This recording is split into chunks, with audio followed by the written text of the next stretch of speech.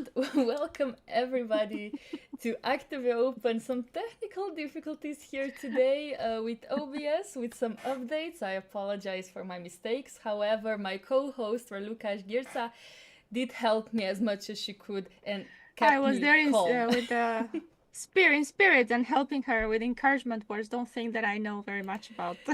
You know, that's enough. Sometimes I just need some encouragement and somebody to say, just keep calm. Everything's going to turn out okay. And as it did, in fact, turn out okay. Just had to update some graphics. And now we are on round 5, Raluca. What are we going to expect today? Oh, a lot of fight as usual, and I think board 1 is going to be very interesting. We have Sarana against Amar Elham. You were Yes. telling me that we have a Karokan. You got very excited about it, yes? Yes, I saw it for c6 and I was like, finally we stopped with this c5. I apologize, do you hear my dog in the background? I can hear your You dog can in the background. Okay, I apologize but- for that. I think she's also very excited to see the Karokan. It's just a good sign. Because we haven't seen it this tournament yet, correct? No, I don't think we have. It was one of the openings that we were mentioning yesterday that we have not seen. And if you can check that we are synced Yes, just with all that. with all the OBS issues and Windows updates issues. Yeah, let's see if that works. Yeah, I think it works now. It works. Oh, okay, awesome. Let me just update my multi-board view so you guys can see the top 2 boards live. So here we go. Board number 1, Sarana versus Amar Ilham, and board number 2, Suiro versus Ju. Very, very fighting games. Amar is also a recent grandmaster. Is that correct? Only recent? Well, I think I've seen him. Well, I might have already seen him as a grandmaster when I saw him play. I saw him for the first time in Benidorm last year in December, and he was a grandmaster there. So. He was already a grandmaster. Okay, so I know that he's a youngster. He's still a young player. I think I played. Yeah, was it last year? I played in Norway, and I think he was still an IEM. But again, I could be wrong. But he, if I remember correctly, he won. What did he win? Some world championship? Yeah, I don't know if he was exactly the world champion, but he was in the top 5 for sure. But okay, Karokan, I am very excited to see. Let's see which one Sarana decides to play. Oh, he takes on d5 immediately. Okay, these days I thought that e5 was the most popular response. So I'm curious what Sarana has in mind here. c4 immediately. So this is called the Pano attack. I was just checking Amar's info, and yeah, he became a grandmaster in 2024. So I might have been lucky enough to see him as a GM already in December. Yeah, okay. I was probably just and he won in 2023 he won the bronze medal in the Norwegian Chess Championship. So he was 17 then. Strong youngster for sure, and like I think we both agree that he has this dynamic chess style. Yes. So I guess this brought him far, and this game I really assume that will be exciting, even though we don't have the advanced Karokan. This Pano attack with c4 can transpose into some very interesting isolated pawns structures. Let's see, knight f6, knight c3, knight c6, all very logical developing moves. And after bishop g4, Sarana decided to take on d5. And after knight d5, we have a live position here. So we are having an isolated pawn. We are having an isolated pawn. What's the theory here? Is it bishop c4? Or queen b3? What is it? That's actually a very good question. Looks very similar to some positions that you'd get in the English. Yeah, that's true. I think in the symmetrical English, c4, c5. Okay, yeah. Maybe you are more of an expert on c4, c5. I'm not big c4 player, but if you say that this could be very similar to that, I absolutely believe you, because queen b3 is in fact the main move here. By far, I'm talking about thousands of games here. Yeah. No, it's there are some differences. The bishop's not on g4, but I just had a But I want. deja vu. Okay, yeah. So it's similar in this case because bishop is here. I think bishop takes f3 is the main line, and here I think we're having this pawn sacrifice on b7 after e6. I think this is one of the famous draws because bishop b5, knight b5, queen c6, king e7, and is it queen b5 here if I see correctly? So this is this usually would end in a draw. However, of course, white could still play this for a win if he wanted to, I think. Yeah, I remember this. I think I briefly looked at this. And remember this queen c6 idea that was very nice to force the king out of e8. Yes. First and then take on b5. Yes, exactly. This is, I think, very well known theory these days. First queen c6, yes, very nice. And here the main move is queen d7. Actually, you want to exchange the queens because you do not want king on e7 and queens on the board. That would be illogical. And after knight d5, queen d5, for example, white can take and go into this endgame where white is basically saying, okay, I have these double pawns, but this is a weakness. Black also has, this is a weakness, and your king is out, and my bishop might be stronger, of course. But mostly, I think these games do end in a draw. I think so, yeah. There's also the pawn on a7 that white can attack, perhaps. Yeah. Maybe it's easier to get the pieces out with king e2, rook d1. But I guess king e6 is also fine. King seems to be safe there for now. Yeah, the king is very safe on e6. Of course, it also defends the d5 pawn. Okay, I maybe also Sarana expected something else from Amar because, of course, playing knight f6 and knight c6 is not the only move for black. Sometimes going e6 or g6 or bishop e6 even is something that can transpose into something very, very interesting. For example, I myself play this with black pieces, bishop e6 I have played, and also g6. Because with this knight c6, exactly because of this queen b3 line, I just felt like I don't have a lot of chances with black pieces. So maybe Amar happy with the draw against Sarana? I think he's happy with the draw. He's had a tough tournament so far. He's been playing very well, and why not now that he's almost he's past the half of the tournament, he's going to take it's not a rest day exactly, but could feel like a rest day.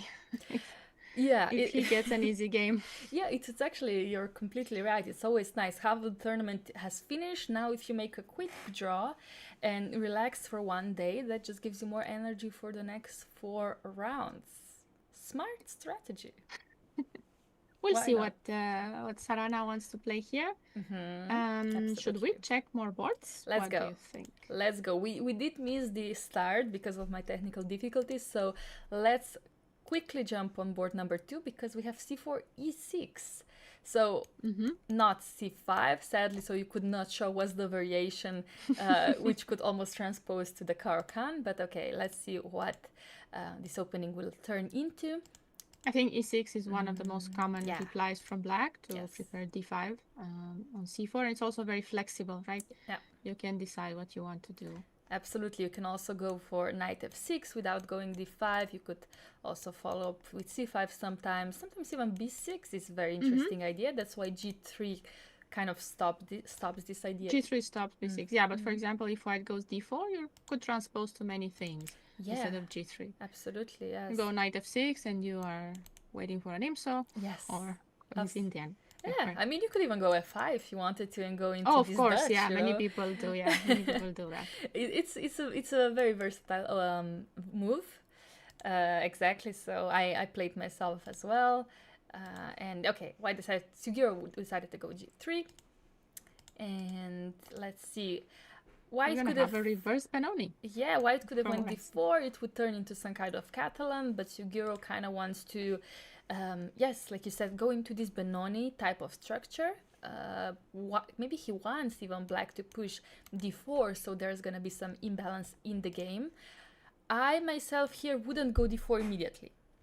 No? I would maybe either play bishop e7 or c5 first, basically to wait for white to play b3 himself. And if white decides to go b3, I would go d4. Only then. That's one of the good strategies, yeah.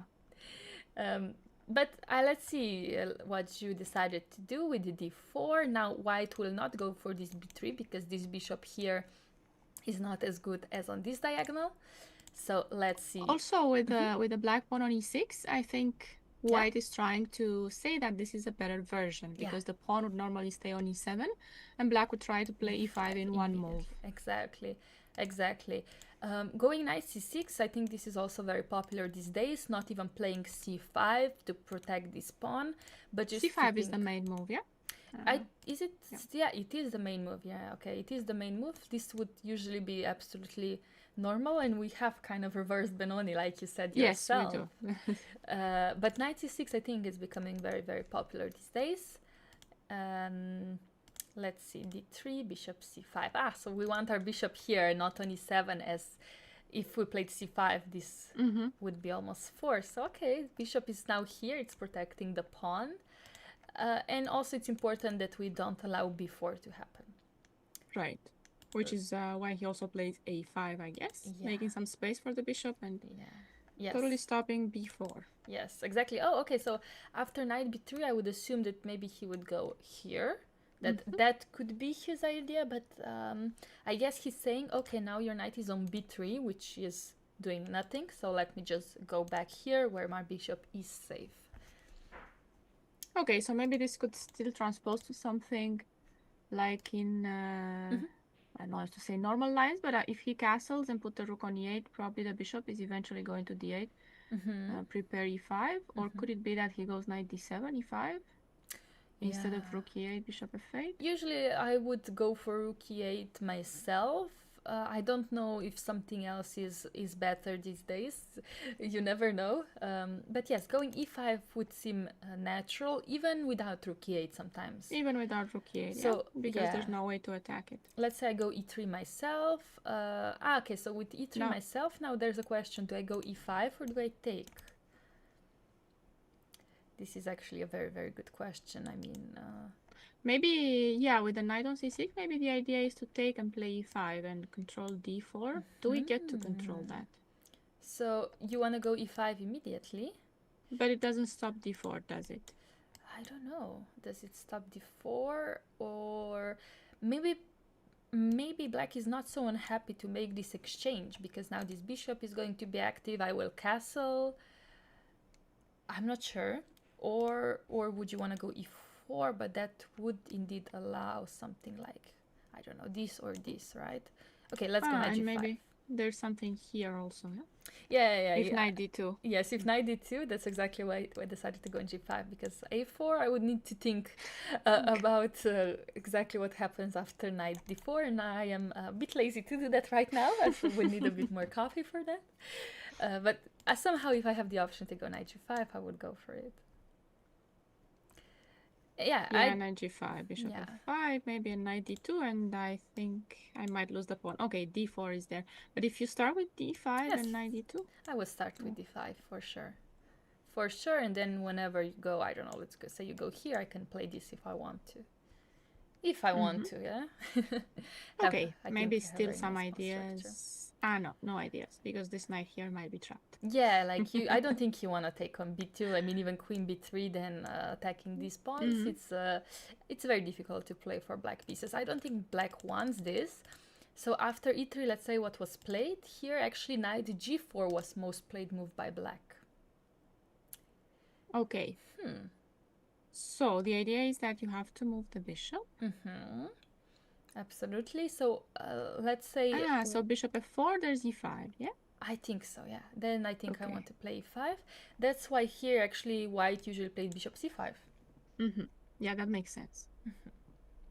Yeah, you do not want to go back to c1 where it came from. That would not be... That's probably not the idea. So castles and what? Castles. I assume castles, and apparently now d4 has been played by, for example, Nepomniachtchi versus Carlsen. Was this part of the World Championship match they played? I don't remember it. No, I don't remember it either. In 2021.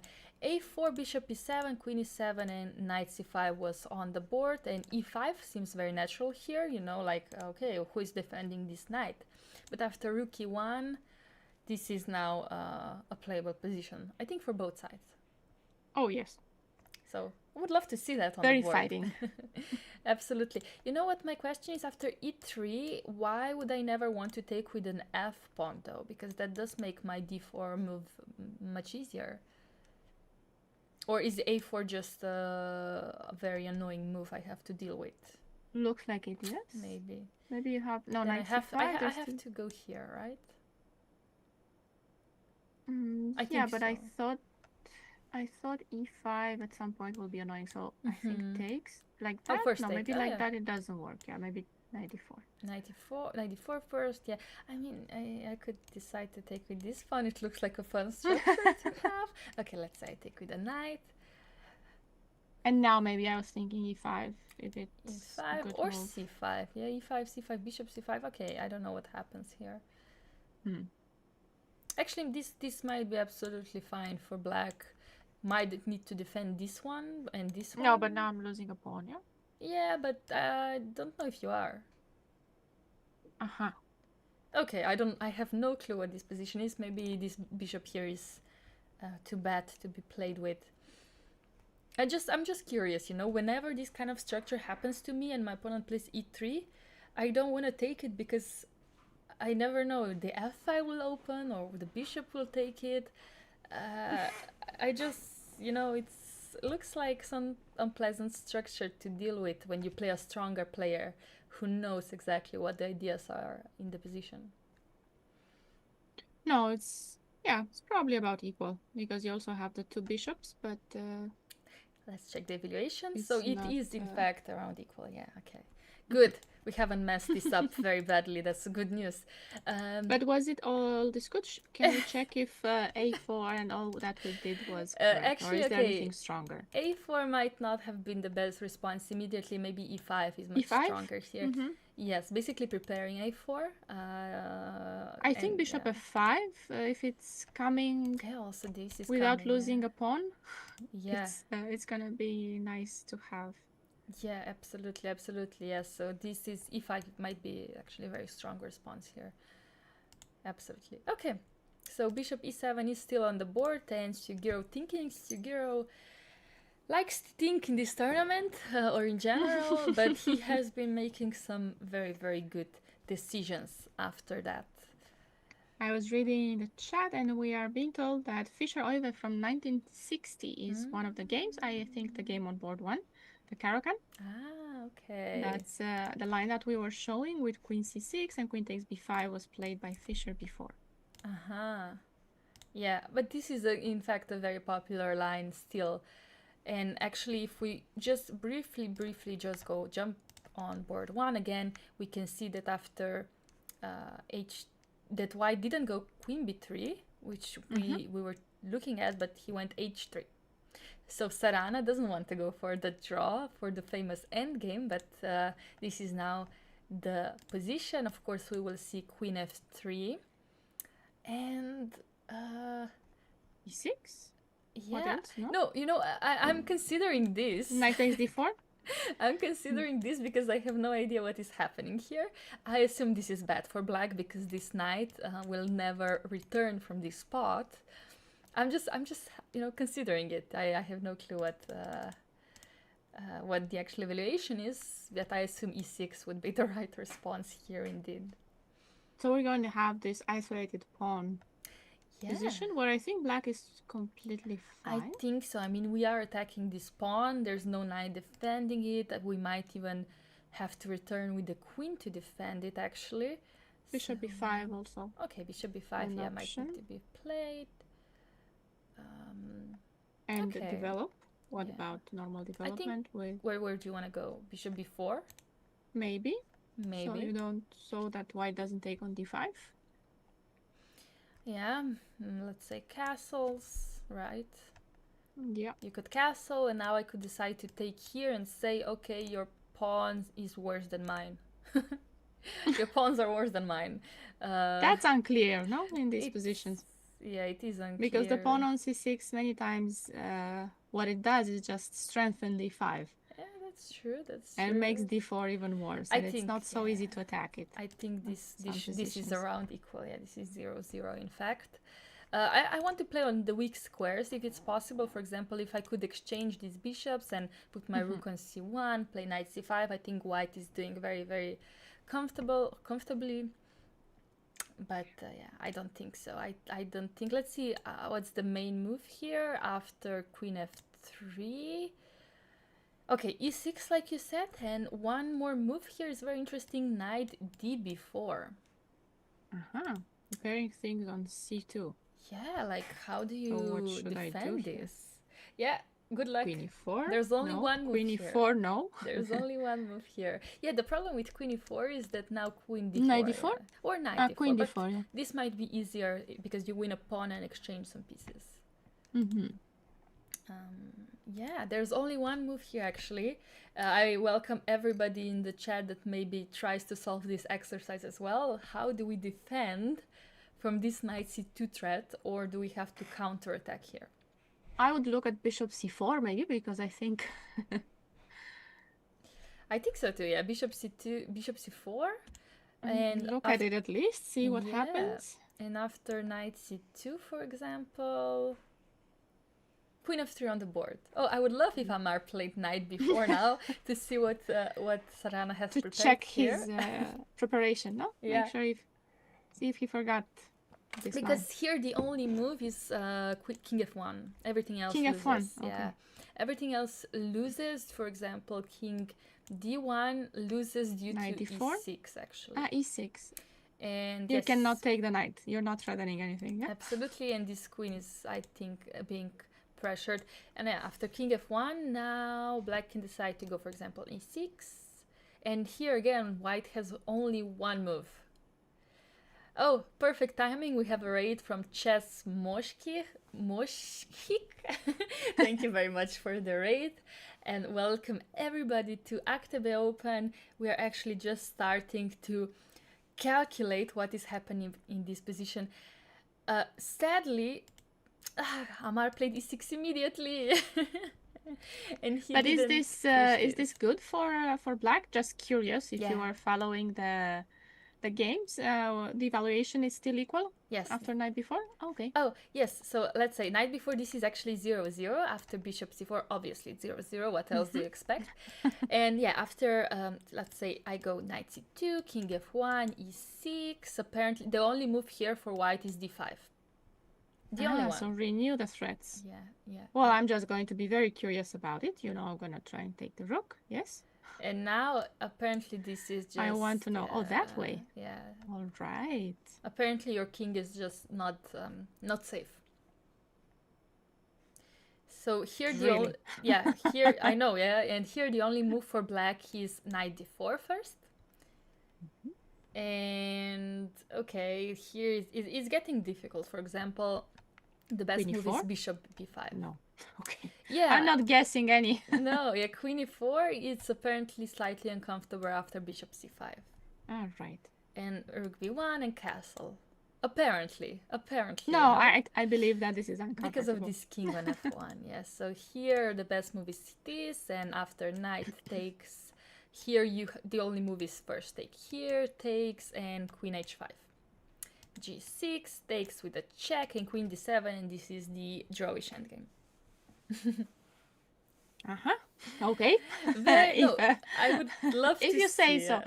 I mean, this is crazy. Chess has developed in this crazy game due to theory change, but this has not been played, sadly, in the game, because Amar didn't decide to go knight b4, but he went e6, which is the most logical, and now bishop b5 solid on play, the board. Solid play. So that means I think he's very happy if a draw would happen. I have the same feeling when I see these lines, all for a drawn ending. Yeah, you do all that. Yeah, but at least I guess you test your opponent, right? Yeah, you do test your opponent. See if they know their theory. Absolutely. Or if they have good calculation in case they don't know their theory, which is very difficult, actually. Yes, these lines are indeed mind-blowing, but when you don't know the engine evaluation, I think that nobody would actually like to go into these lines. Okay, I just wanted to briefly check actually the first board before we move to different ones.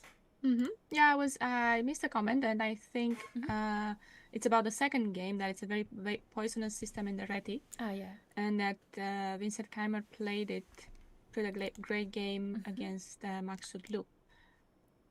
Okay, yeah, Keimer is very, very known for this strategic d4, d4/c4/knight f3, yes.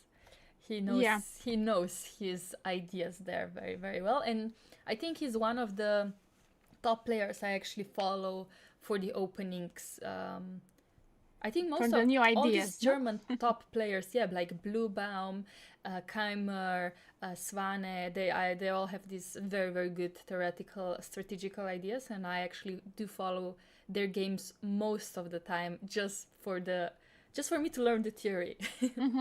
See ideas. Yeah, I agree. Yeah. But I think that game, if I understand that correctly, he was black against Max Sudlu. I'm just gonna find that. Okay.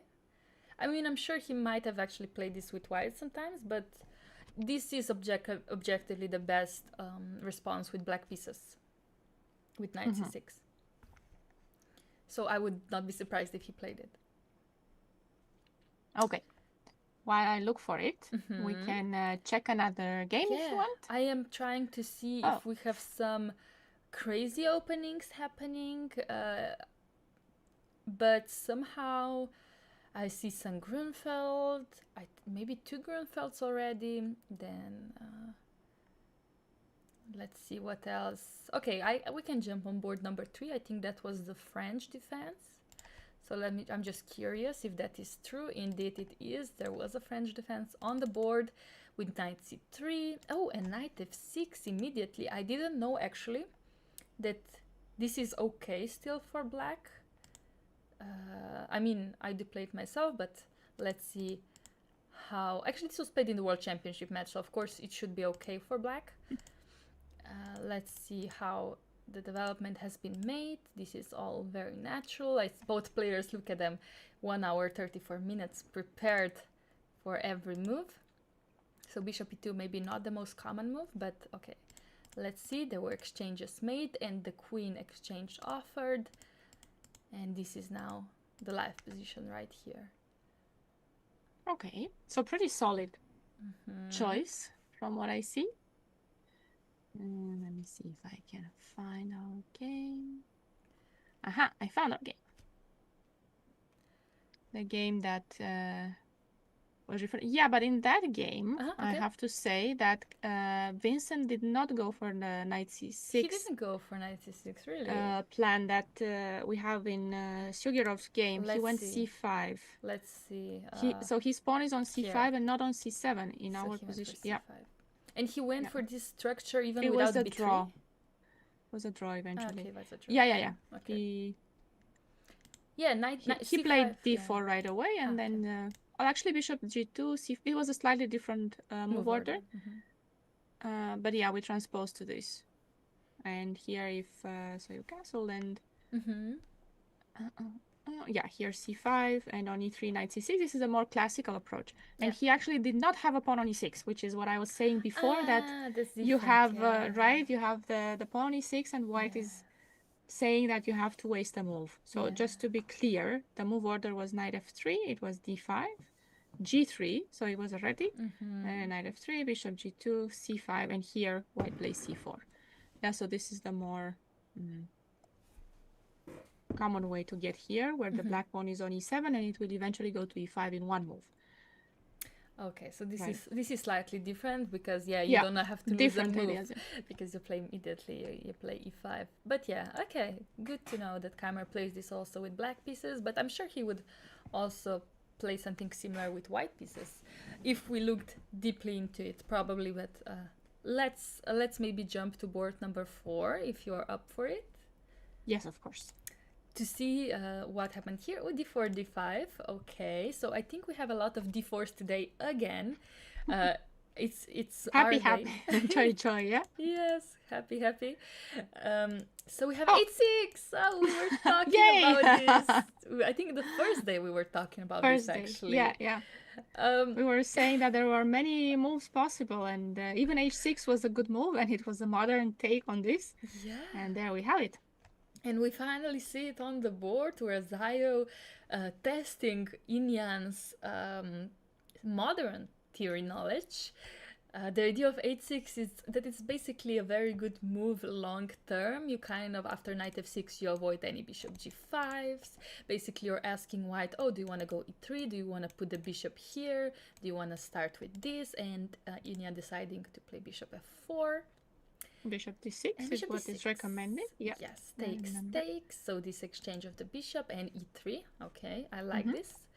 Knight f6, castles, and a6. Yay! So we have h6 and a6. This is again very typical.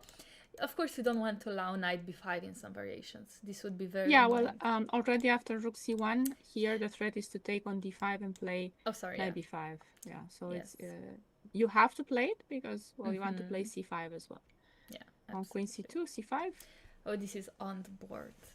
Yeah, c5. So this early c5, we have not developed our light pieces yet, which is slightly uncomfortable, but if c5 works, you want to play it as soon as possible and put your knight on c6 later. So if you have the option between putting the knight on d7 or c6, you would most likely love to put it on c6, and that's why c5 is on the board. I'm wondering about, okay, my king is still in the center, so I probably cannot do that. What do you want to do? I'm thinking about taking and playing some knight a4, but then this check on a5 or b4 is a bit annoying. Because I'm seeing the b6 square. I cannot get to it yet. What if I start with a3 with some similar ideas? Or knight a4. Ideas. Or you want to start with knight a4? Okay. On knight a4, there's actually knight d7. And maybe... Yeah, I would assume that taking would be bad because of something like c5 and this knight b6, right?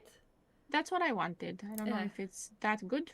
I'm not sure either. Like, we would have to look into it, for example, after something like this. No, but here I think we can take it on d4 also with tempo, and it's really, really ugly. Absolutely, absolutely. I think c5 should be a good move. So yeah, maybe knight f4 being a challenging move. Yeah. I wonder either b6 or knight d7. Maybe b6, because knight d7, pawn takes d5. How is that? Yeah. And I think we're losing the pawn on c5. But aren't we doing that no matter what? Aren't we? Because after this, I can still take on d5, right? Right, yeah. Okay, I can start with taking on c5. That actually might be easier. And now I take. And now, how are you defending this? I'm not sure.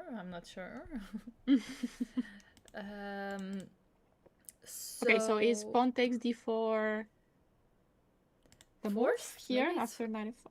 Sorry, yeah, maybe it's forced. Or let me try to see what else I can trick you with, but I don't see it. Yeah, I don't see it. Okay, let's see. After knight d7, you first take on d5, and maybe now I take on d4. Yeah, I thought about that. And here. How is this going? I have no idea. I assume I would still take here or not, yeah? There was also a check, but I guess knight c3 covers. Ah, no. No, wait, actually, maybe I should start with a check, yeah. Maybe you can start with a check. Start here. Maybe something like this is the line, actually. We are analyzing without engines, so we're just using our brain power to come to the best solution. But I think this is the most interesting way to learn and to analyze the positions, because the players also don't have the engines, you know, so they have to go through this thought process. I'm sure that Inan is asking himself, okay, what if I go knight a4? What is the trick? Knight c3 anyway. Is that the suggestion in the chat here? Okay. I thought we would take the knight and be happy about it. Yeah, I mean, this one is, yeah, okay, let's take it. Okay, let's take it. I think now we are forced to take back and our queen is under attack. So maybe it's up a pawn anyway? Yeah, are we up a pawn? Let's just say I play this move. What is the, yeah, we are a pawn down, but honestly, I think there's a good compensation. like this and this. I'm not sure this is so simple to play for white. Bishop a4 looks a little bit annoying, to be honest. It does, yeah, it does. So let me put the bishop on c4. Okay. Okay, I guess so. Thank you for letting me know what you wanted to do. Now I know what I'm supposed to do. Yeah, that's fair. That's fair. I'm still trying to find a way to maybe make your life slightly uncomfortable. Queen b3, no, queen b3 right away wouldn't work because this rook on c1 is unprotected, but we can go bishop b3 on bishop a4. Yes, so in case of this, I was hoping I could have something like this, but you have c4. So, yeah, okay. This might work for white, yeah. No engine, no eval bar. No engine, no eval bar. We do see eval bars to the left of the board, left side, where you see the whole pairing, but that's all we see. Exactly, and this is sometimes the small wrong, ones, so we cannot really know exactly what is happening. We could turn on the valuation bar and the engine if we wanted to. For example, this position is actually just 0.4 better for white, which is not that bad, you know, given that we're pawn down, because bishop c6, oops, we're opening up the king, so this is actually the best line. We do turn on the engine whenever we want to check what we did, yeah? Yes, to check what is actually happening objectively and not just subjectively. Yeah, I mean, knight a4, or rook c8. On bishop c4, rook c8, maybe? That was the suggestion. It's rook c8. Oh, so for example, in this case? Or maybe here? Was it here? Here, rook c8, yeah, okay. I see. Yeah, let's go for rook c8 here. Let's go for rook c8, correct. Actually, bishop b3. Yeah, but now... and bishop b5, okay. Now this might be uncomfortable, right? Not sure if it's a good way to respond, but it might be slightly uncomfortable. And also bishop c6 is probably... Also. Yeah, good. The same as before, but with a rook on c8, so yeah, improved. Yeah. Improved version. Yes, absolutely. Yes. So yeah, I think maybe this is even better than going bishop a4 first. For sure, something interesting can develop out of this game. I mean, this b6 square can be very weak, and Inan is still thinking here. Actually, should I check what is the opening book here? Actually, no games have been found. No games. But I think c5. I remember when looking at this, I don't remember seeing c5 so quickly. Maybe. Yeah. Are there any games maybe here? Okay, yeah. Knight d7, b6. Ah, okay. So knight bd7 was played. Okay, okay. Maybe it was b6 what I saw. I don't remember what the best move was here. Yeah. Or if it even is the best move, but what I had seen before. Absolutely, yeah. Okay, very... Can we check if c5 is among the... top lines? Best moves, yeah. Actually, it is. Apparently, c6 and c5 are one of the best moves in the position. After knight i4, sorry, actually, black has many responses. One of them being this, yeah. Sorry, not many, two. Okay. No, three. Two or three. Oh, but, that's enough. It's enough because this is not actually something that we are afraid of, apparently. Let's see why. Let's see why this is not too bad. Because knight fd7 and this knight is coming out.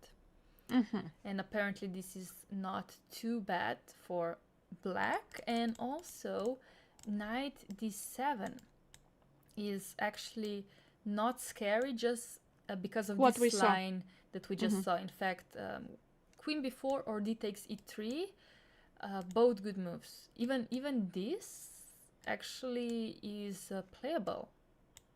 Looks a bit weird. Okay, but I think the knight on a4 is lost after rook c8. Is that the point? No, knight c3. Is it the check on b4? Knight c3 anyway. What is it then? Apparently rook fe8. Oh, obviously, duh, like, of course.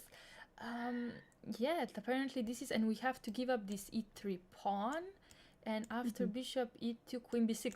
If we didn't use the engine here, honestly, we would be lost completely. So no, without the engine, we came up with a queen b4 idea. So yes. if that's good.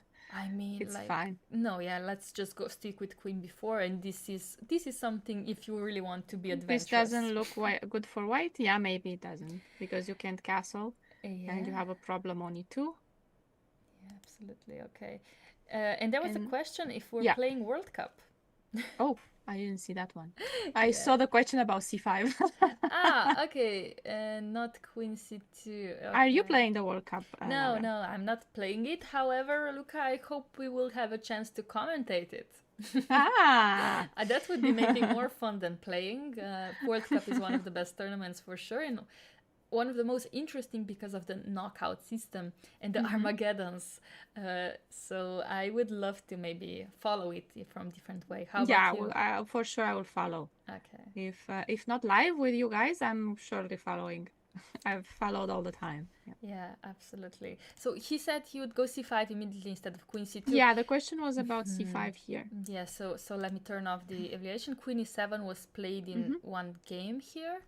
I was going to say that this makes sense. Maybe play e5, right? Yeah, but what if I start with b4 though? How are you achieving e5? I thought knight c6. Knight c6. And for example, let's say go queen b3. Here, I don't have e5. No, maybe you have e5. Maybe it's... Yeah, I'm trying to... because b4 will be hanging in the end. Yeah, let's see if I have e5. Let's see if you have e5. Oh, you're testing me. If you take here, I do have e5, yeah, because... But I take here first. Here. Yes, of course, you take there first. Yes. So I have to take here. And now I take here. Right. So I guess captures on d5, because... No, I have to maybe capture first on e3. Okay, I will take it. And then take this guy here. Stakes, and you're... What are you going for here? Yeah, I mean, you're down, right. But maybe again compensation. Maybe there's good compensation because of this king. Actually, it might be slightly uncomfortable for white. I would agree with that. Could we even do something like this? You're giving me another pawn. Yeah, I'm also. But you're giving at this it one. back. Yes, you're getting it back. Okay, let's say I will not go for it. But. Now you go rook d8. I'm forced to go for something. Get like pieces this. out. You probably play bishop d5. Now this is slightly annoying. I think you have good compensation. If there wasn't anything better than this, but this looks okay. Yeah. And can we check if we had anything else? So on queen b3.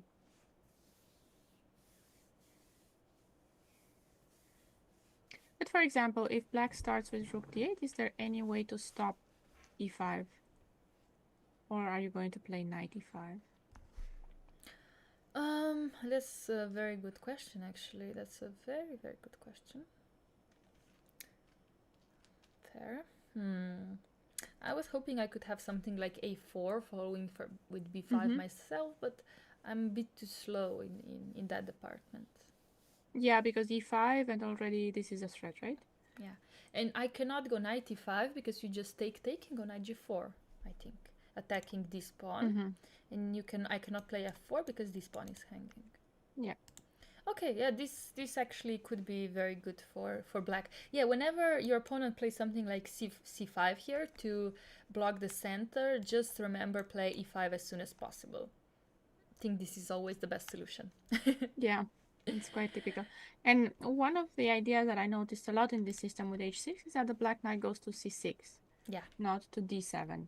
And e5 is a common idea in a lot of lines, even against the Catalan setup. Black still wants to go for a setup like this with knight c6 and e5. Queen e5 instead of... yeah, so in the other line, they had... Yeah, where we were giving up a lot of pawns. Yes, a lot of pawns here. So here, yeah, going queen e5 instead of queen d2. Yeah, honestly, like I've been thinking maybe rook g1 is a slightly annoying way and just keeping the king in the center, but I don't know for how long this might work. For example, let's say I still go rook d8, rook g1, I go f6, kind of you have to go here. Okay, it could be uncomfortable for black also, but I'm not sure where is your king going as well. Again, this is this is very interesting. I think black has compensation just because this, if white had castle, I think this would be slightly unsafe. Yeah. But the engine would probably disagree with me, so who knows. After What e5, about just okay. bishop e2 after e5? Oh, so here? Yeah, I mean, honestly, this is not worrying. Once black achieves e5, now you have many options. It's either bishop f5, either taking, either e4. I'm not even sure what is the best way to respond here. We could play e4 and bishop e6, have our things defended. We could, however, I kind of like maybe something like this also. I don't know with what and the you bishop on e2. take. Yeah, I don't know with what you take. Maybe with a pawn, right? There's some pins happening. There's some pins happening on the board, and if you castle, I will indeed take and take here. Yeah. So I'm not sure exactly what is happening, but I think there was 95 in the end. There was there 95? Yeah, no. There, it's not bad for white. I'm not saying. Okay, maybe there's not. I don't know. Is that possible? I think it is. Yeah.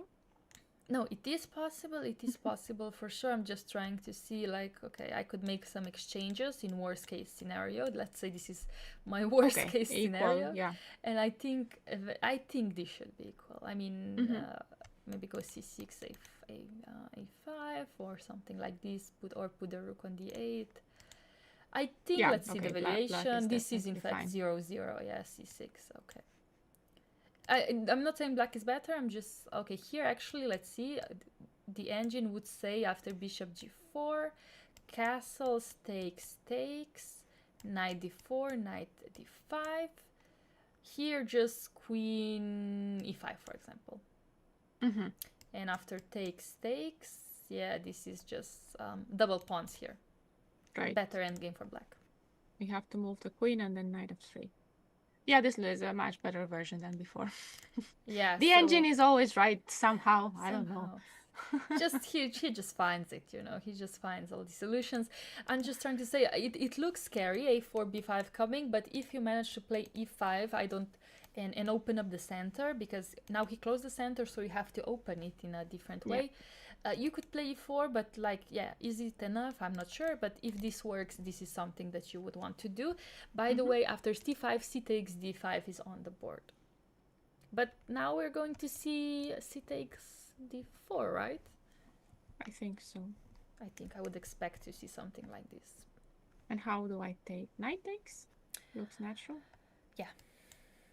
Well, you could take with a pawn. I don't think it would be wrong, but I think taking with the knight seems fair. And I think I go knight d5, right? Right. Right. And if I take, queen takes, and some... And then what? Yeah, and then what? I mean, let's go, maybe... Bishop d3? Yeah, I had the same thought. I just want to go queen c8. Yeah, okay, but we are not playing for cheap tricks. No, don't you think? But for example, this bishop could go to e4, yeah? Yeah, exactly. For example, this and whoopsie. It's not all just the cheap tricks. Oopsie. Yeah, I like bishop d3, but however, I'm not sure what. Either can I go knight d7? Maybe can I go knight d7? Okay, bishop is still coming here, I guess, but then some checks. I don't know. I think probably this is equal. Maybe castles, no? This might be actually equal, but easier for white because of this bishop. The bishop on c8. I mean, okay, the knight comes to f6, and then we're hopefully getting our bishop out, but again, I think this is easier to play for white, like rook d1, then having some tricks with the knight jumps, you know, going everywhere with this knight. Yeah. Yeah, maybe I was wondering where we want the queen to be, the black queen. Is it going to a5? It's not very safe on a5 either. Hello. And I don't... Hello, Lichess. Just welcoming everybody today, just Yeah. we basically, given that it's round 5 for Raluca, I think we're both getting more tired with each day. So I just want everybody that is here in the audience to help us maybe calculate more accurately. If you guys could calculate for us, that would be awesome. that would be amazing. Okay. To h5 maybe. Yeah, but then I thought it's in the way of bishop e2. Maybe to h5. Maybe to h5. Maybe to h5. In fact, yeah. I'm already looking. Okay. I would like to leave it here for them to think how to continue with this. I'm sure we will get something similar as we calculate it, and then we will see what were their ideas. Who should we go to, Laura? Maybe the next board, or okay, yeah, let's go just and to then the next Daftian's board because he was doing so well in this tournament. Correct. Let's see what we have here. E4, E5 by Cipido. Cipido won yesterday in a very, very interesting way. Okay, so I kind of almost, when I see knight f6, my automatic response is knight g5 because this is one of very interesting lines these days. But okay, d3, of course, very, very natural. Not going for knight c3 like we saw, I think was it yesterday or 2 days ago. But going for this. Oof.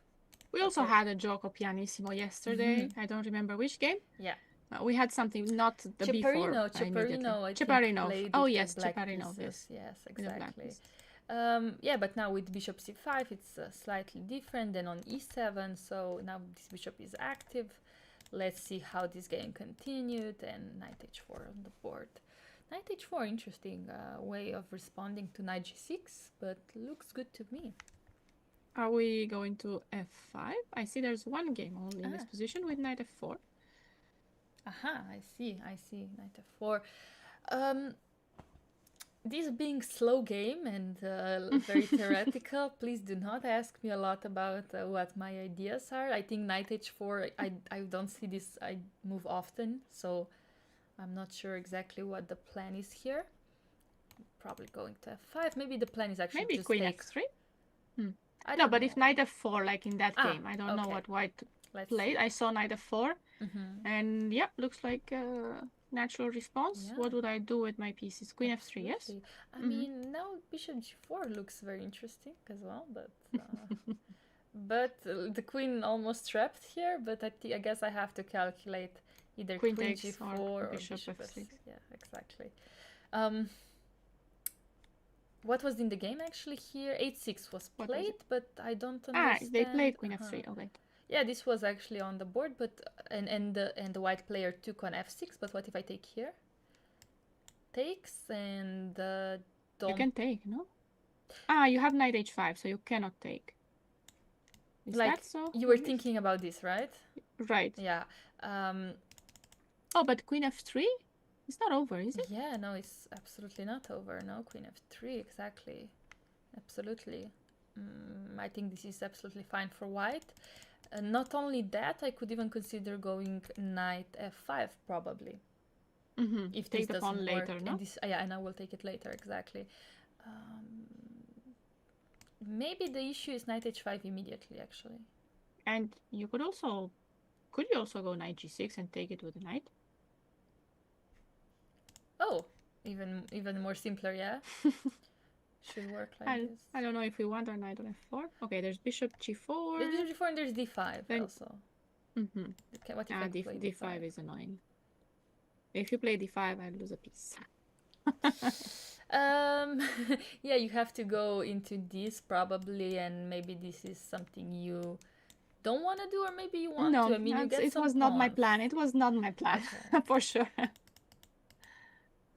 Yeah, no, for sure, very interesting. Let's see what is wrong with knight f4. In fact, actually, even bishop f4, and after taking, just knight f3 is much better for white. 0-8. Also claiming that the pawn on f4 is going to be weak. Yeah, apparently this is just like with no center. I will even push d4. Look at this bishop. If I push d4, look at this bishop. It's so lost in the position. I think that's just enough for white to be comfortable. Yeah. Okay. Very nice. Okay, let's move to Davatian's game. Because, like you said, he was our sole leader yesterday, but had an unfortunate win against Sarana. Very interesting opening. Sorry. Unfortunate loss. That's why he's playing on board 6. I want to say Sarana had a very nice win, and Davatian had unfortunate loss, not unfortunate win. Wins are not unfortunate. Would be very fortunate. Yeah. Yeah, thank you for correcting me. And we have actually Nogerbek playing him. Nogerbek is also very, very strong this tournament. Okay, not the Nimzo, so he went for knight f3 instead of knight c3. We will not see it today, but we will see this classic queen's gambit and c5 immediately. Okay, let's see what this transposes to. He took with the knight, not wanting the isolated pawn in the future. But after e4, this almost transposes to some... It's a semi-Tarrasch, yeah? Semi-Tarrasch, and also something similar to some English as well. Probably, you can probably transpose. Yeah. Different, different variations. It's very typical. Some exchanges made, and this would usually end in a draw if I'm correct. But this white is trying to play for the center as much as possible, but I think those games also actually this has been played and it has been finished in a draw before. Yeah, but I think white can still try. I remember some interesting ideas where white can try to play e5, put the knight on d2, I don't know, maybe in this order, and make it to d6. Okay. And also we're looking in a good way, at this square. Yeah, definitely. Whenever you do push e5 though, it would be you would need to keep in mind that then this pawn would be a weakness forever. Yeah. But if it works, if you can make it work, then it's perfect. You know what would worry me, for example, with e5 is I would maybe even take this knight and then try to push b5 somehow and put my knight on d5 or c4. Yeah, that's why I wanted to start with knight d2 maybe. Yeah. Okay. If I'm going to do that, or I don't know, if knight g5 ever comes with a tempo, start with that and then e5. Absolutely, yeah. I mean, this can turn into an interesting game, even though some exchanges were made early in the game. I hope to see some attack, something like this. You know, just looking at 8-7. Sometimes even h4, knight g5 is interesting. Yeah, there's a game here. We have a game here. I thought this was new position, but no. Yeah, no. Queen c7 was apparently played here, and he took queen c7. I don't know, I would consider queen h4, you know, like you said. Right? I like this I like this diagonal very, very much. I don't know what was bothering him. Do you know? Do you know what was bothering him? I'm thinking about knight f6 if it's helping me, but I think e5 is just letting me do whatever I want. I think so, right? Not working right away. At all? Think so. Yeah, I don't think at all. Yeah, I think knight f6 is something you don't want to do. Maybe h6, try to prevent things. Or I was thinking maybe putting knight on f8 instead. Okay, but then wouldn't white manage to get maybe to e4? Maybe not. Like for example, okay, I still continue like this, knight f8, knight g5. H6, but then h6, and I have to play knight e4, and when I play knight e4, you're going to take it. I think I'm taking it, right? And then this is a big weakness, I think, for the future. Yeah, that's... Yeah, if I have to trade a knight, no.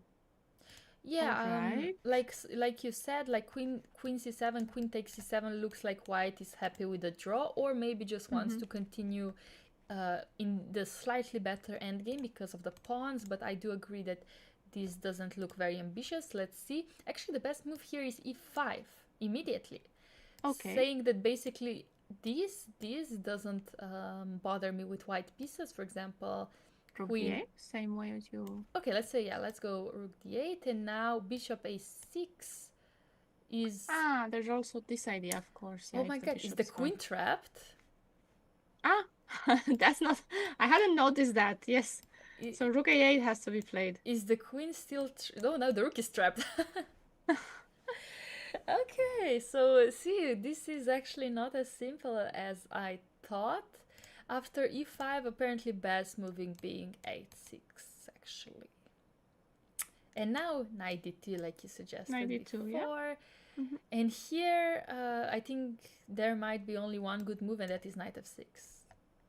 You put the knight on d5 You'd with still some have this. tricks. I'm very disappointed that you still have this. Yeah. Exactly. Yeah, so for sure, a very ambitious position. I think this position holds a lot of interesting ideas. I just want to know if both players will be up for them. Yeah, I think so. I think they have no problems. Yeah. What else do we have? Let's Vangha. We see. have Vangha on board 8. Should we check Ooh, board? Let's go. He's making a comeback today with black pieces with... Whoa, are we going to see the King's Indian or the Grunfeld with this? Let's see. The Grunfeld. The Grunfeld. Yeah. Okay. Let's see which line we will see. Bishop c4, c5. I think this is the main line. Knight e2, knight c6. I think Vangha is kind of sticking to main lines. He doesn't want to go into side lines more because he knows that the main line is just objectively the best. This is still all theory. Wait, bishop d7, maybe not being the most played move. Apparently knight a5 being first. Yeah, but bishop d7, yeah. It's very natural move. Okay. And after rook b1, queen c7, queen d2, this is still all theory. I mean, you can see Vangha blitzing out the moves. And here, I think he was out of the book. Let's see. No, still in the book with b6. And I think... Bishop c8. Yeah, ideas with knight a5, yeah? Now, yeah. For black. Yeah, you want to play, of course, also because the queen is awkwardly placed on d2, but h4. Vangha was a top 10 player, yeah. Yeah. He was. Absolutely. I mean, he still shows a lot of class. He knows exactly what he's doing, but yes, due to unfortunate events, of course, it must not be easy to play for him. Yeah, it must have been very hard. I think this is the first open tournament that he plays since the candidates tournament. We were talking before that he has played. It's not like he hasn't played at all, but they were league games, so I expect them to have been maybe weekend games, not a full tournament. Yeah, you're right.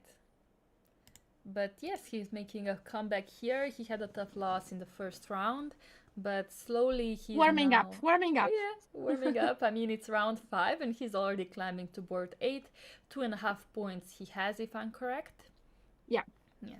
Yeah, h4, by the way, I mean, this looks slightly scary. Black has to do something about it.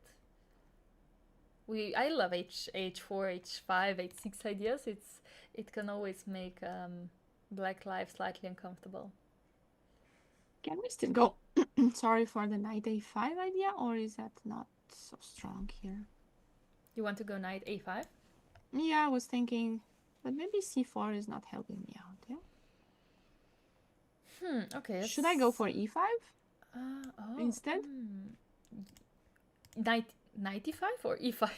e5, yeah, I don't know. Knight a5 or e5? I mean, whenever you play e5, I'm not sure, d5. But if I play d5, I think this is always my solution to everything, right? Because this pawn is not blocked by d6 pawn, and this makes all the difference. That's just my opinion. Again, I'm not exactly very... Yeah, but still I remember there sometimes are ideas with e5 and the knight reroutes to d6. Okay. Maybe you can play with f5. I don't know if they work here. Okay, for example, knight a5, going here. And then f5 is a plan, yeah? And then so c4, for example, I think I can go f5 already. Okay. Let's say I go c4 myself. You, for example, you can start with f5 or you can go knight b7. Yeah, let's go f5. Let's go f5. Okay. Let's not give you time to think. Yeah, indeed, you're doing that for sure. Yeah, maybe it's not so simple, actually. Maybe it's not so simple. I have no clue what is I really have no idea if this is something that is good for black. Because I usually more into the King's Indian positions, but this is a bit different, yeah? After this, I don't know, you go, where do you go? Yeah, I didn't know where I want to go. Do I want to go to e8 so I'm not so strange on Yeah, d7? let's go for it. Otherwise, I think also if you go to d7, this pawn, yeah, okay. Yeah, it's a bit strange. It could be slightly strange indeed. Poof. Knight b7, knight d6 coming for black. Yeah, that would be the plan. Yeah, actually, this looks actually quite stable for black. Even if I go h5, you can go f4. And yes, like you said, going with the knight here, this is very stable, and then you can play on the king side yourself. Because I have no play on the queen side, basically. No. Maybe e5 is an idea. I really would like to check the engine because I really have no clue. Yeah, I don't know if e5 is a good one. e5 is something you want to do. For example, after d5, knight a5, c4, f5, exactly how we played it. This is actually 0-0, yeah. And after this, actually h5, yeah, this is equal. Queen f7, apparently. Queen f7, holding, keeping the tension a bit longer. Okay, so e5 actually not being and the bad move. Is it a good move here, or should we do something else before like knight a5? I mean, we could play, I think e5 works perfectly. You could also move the queen first to b8 or d6. I don't exactly know what's the queen reason. d6? Are we threatening d4 with queen d6? Yeah, I guess so. I guess we are threatening d4, yeah. I guess so, yeah. And I think apparently d5 is not something white wants to do because E6? of knight e5. Ah, knight e5. e6 also, yeah, e6 also a good move. Yeah, e6 also a good move. Yeah. f5 also. Also nice. knight e5. So yes, queen d6 actually being a very tricky move. I think black, yeah, so apparently black is doing perfectly fine, whatever. Even king h8 is a good move. King h8 after h5, for example, engine would just take it, which I think it's not human. Engine would think, oh, that's a free pawn. Yeah, just a free pawn. If you go knight f4, I go rook g8, and opala, who is actually attacking, right? Yeah. But we are not engines, maybe Vangha is, but definitely I would not play king h8. And is this true? White is left on 39 minutes and it's like an hour down on the clock? Yeah, absolutely. Let me just update the time for the viewers. Because as you can see, actually it looks like Vangha's time is ticking down, but actually so maybe something wrong on the overview. Yeah, it's actually just on the overview. Yeah, I think it's Vangha to play, so white has 55 minutes still. Okay. Where is Aktobe? It's in Kazakhstan. It's a tournament, one of the strongest tournaments in Kazakhstan. Okay, can we go to Ceperino's game, actually? Ceperino with white pieces today. I really wonder. I think he will want to win, of course, playing International Master. And going for... is it going to be another Grunfeld? Okay. And another main one. In fact, the same one as we've seen before. This is all the same. Okay, taking not being the main move. Castles we've seen in the previous game by Vangha. Let's see what happens here. Offering a draw? Yeah, I think black would be very happy in case white decided to go bishop e3, but no. Ceperino wants to play against the Grunfeld. Let's see. Ooh, bishop g4. Same idea, no? Provoke f3, I see. Yeah, provoking f3. And after bishop d7, queen d2. This has actually been played between Erigaisi and Dubo in 2024, so not something unknown to the world. But rook b1, a novelty. Here, Rigassi castled, actually. Prep, yes? Yeah. I mean, after castles, I think white would be afraid slightly what happens after some knight jumps. I don't exactly know where. If we can move anywhere. Maybe we don't have any. Maybe we don't have any. So castle was the because move. Knight d4, for example, maybe. Yeah, let's just show it. Knight d4 doesn't work. Yeah, Knight d4 doesn't work because of taking here, and this bishop is hanging. And when we take it, this one is defended, and the rook is attacked. But I think it might transpose because after rook b1, castle, we would have the same game between Erigaisi and Dubo. But queen c7 by Ansat here. Has he spent 1 hour? No, what? 30 minutes he has spent overall till move 15. So something that is unknown for him. But now, look, he has some threats with the knight jumps. Even something like knight b8 could be an idea, of course, when you have these two bishops together like this. But castle, castle, rook c1 by Chaparino. And that's protected now if knight d4. Yeah, I'm looking at knight d4.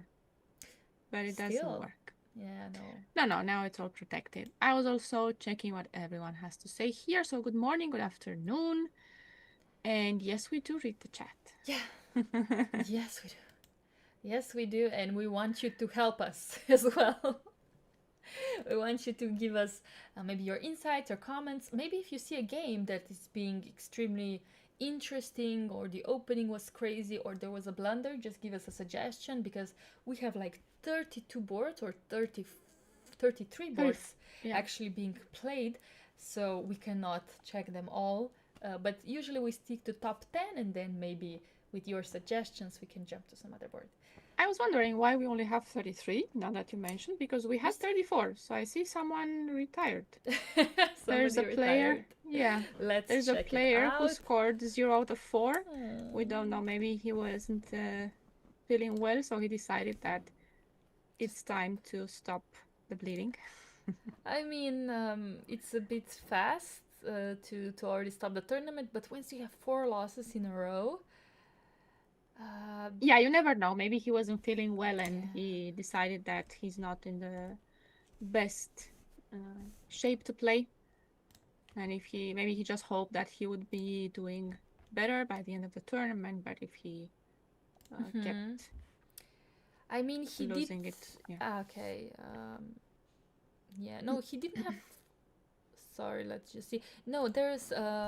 He didn't have 4 losses. He just drew against 23 player, then he lost against 23 players, and then drew against 2000 rated player. Are we? I think Amir Kul is the one who. He did. No, retired? I think it's Mamido. I think Ami Kul is actually having a free point. She's having. All right. So I'm seeing the wrong. I'm looking at the wrong player. Yeah. I think so, because Mamedov was not paired. Yeah. Yeah. Okay, so that might be. I think, he's just unhappy with his tournament, which is, you know, it's normal. We never know. We are all unhappy sometimes with our tournaments and with our decisions of our openings, or our tactical decisions or strategical. And, you know, if it's not your tournament, sometimes you just have to say, you know what, it's enough. Enough suffering for this week. What is going on board 11? Okay. What is going on? We have Yilmaz Mustafa. Always exciting to see his games, but today we have a Sicilian, again a Najdorf with knight f6. This is an f3 immediately. Okay, this is okay. Here many games have obviously been played, but f3 immediately, something I don't see often. But we have seen this idea. I don't remember if it was the exact same move order. First, maybe there was some bishop e3. That's why I was slightly surprised. But yes, just going for this. And queen e2. Wow. Let's see. I think there have been some games played g5 here. That makes sense. But why queen e2? Is it what? Queen e2. Basically, you haven't even developed your bishop. What exactly is the plan? So I guess this is prep, because he played rather fast. Okay, not immediately, but it was rather fast. Am I playing queen e2 because I want to castle long? I have the rook on d1. I thought at first that I have something on b5. Oh, I do have something on b5. No, I don't have something on b5. Yeah, we would love because to have queen d7 on b5. Yeah, we would love to have, for example, after bishop e7. Sadly, we cannot take the other one, maybe. Oh, you want to take it a different one? Okay, that works. So you don't have bishop c6, but then you have queen d7. That's absolutely right. Queen d7 just protects this bishop, so that wouldn't be the idea. What would be the idea? That's let's see. After bishop e7 what could be the plan? I assume not g5, otherwise you would play it earlier. Or maybe g5. He went knight Still not fd7 in the game. Is it g5? g5 and f4. Do we need the queen on e2 to play f4 here? Ah, you also have h4. I don't know. Don't ask me. I don't know why. We need a queen to here. Usually you would go bishop e3, queen d2, right? Right. Usually you would put this setup, but and we have also seen bishop e3 with the queen going directly to h5 or to g4 or to f3 in another game. But I'm sure that he knows this maneuver. Maybe he's just trying to confuse his opponent by not playing bishop e3 immediately and basically saying, okay, you know what, this will transpose for me, but for you, if you play correctly, you know, maybe it's going to be fine. So knight fd7 basically already being prepared for g5. That's why h4 on the board. Okay, so h4 he decided to play, and okay, this would transpose, yeah. Knight c6 now. Knight c6, bishop c6, bishop e3, rook b8, castle, and a5 on the board. Looks very interesting, right? Yes. Now the queen is here, not here. Is that a bonus, or we just don't care about it?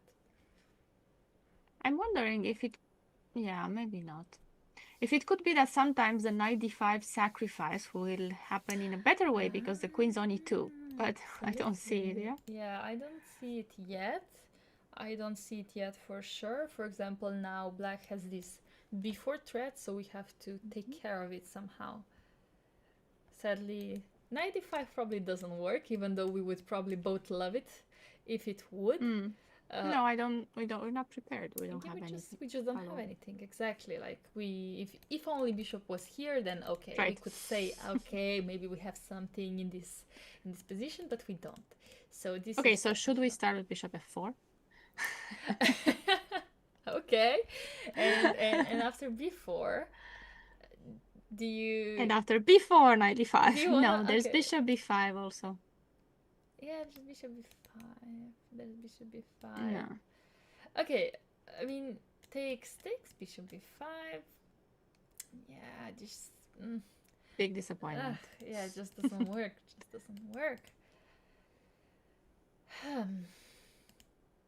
Yeah, after a5, I think Yilmaz, look at his time also. He's struggling. He's down to 45 minutes, and it's only move 14. We assumed he was more prepared, but I guess he was also slightly surprised that black maybe didn't castle. Maybe this is what's missing in his preparation. Maybe that would be different. Let's see, what can we do? Because before... For example, if the queen was on d2, many times the point is that the knight goes to e2, right? So now we have this problem. And it would be easier. It would be easier for sure. So play queen f2. Oh, come on, like, do you want to go I don't know. Do you really want to go here? I'm trying to make some space for my knight. I'm not saying it's good. Yeah, but what are you doing after b4? This looks slightly uncomfortable. I mean, okay, let's. I'm trying to. Yeah, I was trying to make even this work, because in this case sometimes knight b5 is hanging, but both moves are actually working for black, so I don't really understand the point of this move. We could, yeah, I don't know. I really don't know where we're moving this knight. Maybe we just have to start with knight b1. Imagine. Maybe. But still b4, right? Yes, still b4, but now I can say, okay, maybe queen c4 or something, or queen a6. I don't know what's the plan after bishop b7. Don't ask me that, I have no clue. Or even queen c7, I was considering to look at c2 here. I think queen c7 looks very interesting. Oh, or even taking on a3. Okay, and after takes? You don't want to take on c6? Okay. You want me to take you just want to win the game like this. You think chess is so easy, huh? You think chess it's so simple? Yeah, no, I'm taking okay, so that was the point of knight b1. I know, of course. Yeah. Of course. No, maybe... Yeah, and now queen c7 and... Yeah, but now maybe knight c4 could be slightly uncomfortable. Not sure exactly. Not that I'm threatening much. No, I see. I'm looking at bishop b5 and I'm not trapping your queen because you are taking on a lot of places. Yeah, I can decide between this and this, actually. I think maybe this is smoother because b5 is hanging also. Bishop b5, maybe not the move. No, I think that you don't have to activate my knight. No, yeah. I think just here play queen c7, and again, I have no clue what I'm doing with the white pieces. So, yeah, it's... for me, it's a struggle. I'm not an e4 player, so maybe that's why it's an extra struggle as well to find something in this position. But it does feel like the attack is not going anywhere, I would say, on the king side. And black's attack on the queen side is much faster. Absolutely, I would agree with creating more threats. Absolutely, yeah. So after a5, if I can go back to this move, what if I start with h5? Okay, let's say I start with h5. Because on b4 you're saying that you always have knight b1? Yeah, I'm just gonna go for this. Okay. And I will say I do not care about g5. Anything. Yes. Because d6 is hanging. Yes. Okay. I will say that, okay, it's enough for me. I'm not worse, and that's a win for me. I think I'm not worse, but who knows? I'm looking at d5, to be honest. Yeah. You're looking at d5? Yeah, why not? Look, putting more pressure on a3. Okay, I will take on d5. Probably bishop takes. So I don't... Yeah, that would seem the most logical way of responding. And, I just want to go g6, you know, but somehow also it doesn't work. Because you're pinned yourself, yeah? I pinned myself, yeah, I cannot take because of my rook. Ah la la. Yeah. Very, very tough spot that Yilmaz is in, actually. I mean, if he knew, if it was an easy spot, he would have already played the move. So already his time management is telling me that he is maybe slightly unhappy right now. Maybe, yeah. And I'm curious what he will come up with. Yeah, can I check the engine after f5? Okay.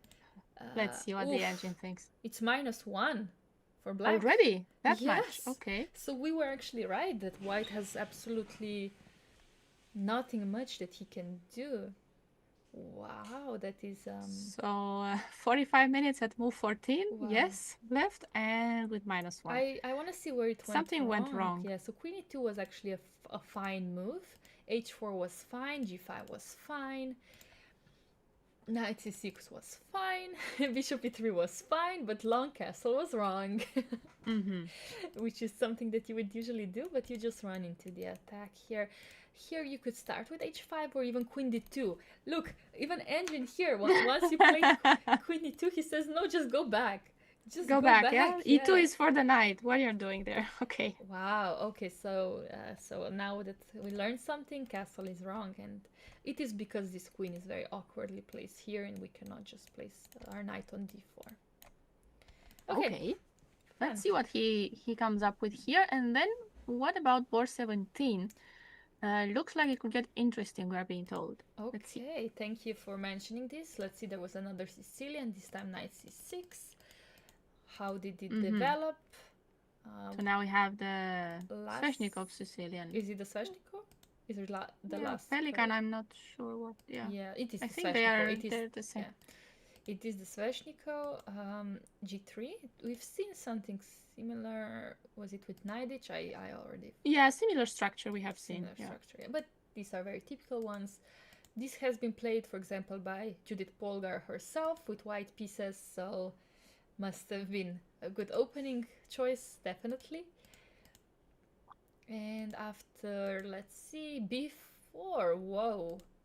Before Lamparty just challenging up white the king, here. Yeah, this is a challenging move, definitely, and this is now the live position. Is it turning into something dramatic? I don't think so, but I do understand that there's a bishop pair. There's this weakness on c6. Oh, if I had two moves, I would just play knight a5, knight c6 myself. But honestly, I think black is doing all right. I'm wondering if we want to castle. I think I want to castle. Or we don't mind. I would like to Having castle. the king on f8. Yeah, I would actually like to castle. It just seems safe to me. I do not care about moves like queen h5 because I could, okay, h6 of course being one move, but even sacrificing a pawn sometimes would not be stupid because then white would have weak white squares as well. Queen e3, a6. Queen e3, a6. When? Queen e3, 6. Yeah. I'm just trying to figure out is it in this game or in a different game. But Queen a3 doesn't have an idea here. I think I would castle. Yes. What is wrong with this move? Why is Lamparty thinking? Any challenge here? I mean, knight a5 is not an idea. I think then rook b2 would be a strong move, just penetrating white squares. Actually. He went queen c5. Okay, maybe more direct because now I cannot play this and also this pawn is potentially attacked. I guess that's actually maybe a better move, more challenging for white. So the knight goes to where? D2? D2, yeah, I would assume I would go to D2, but again, I want to castle.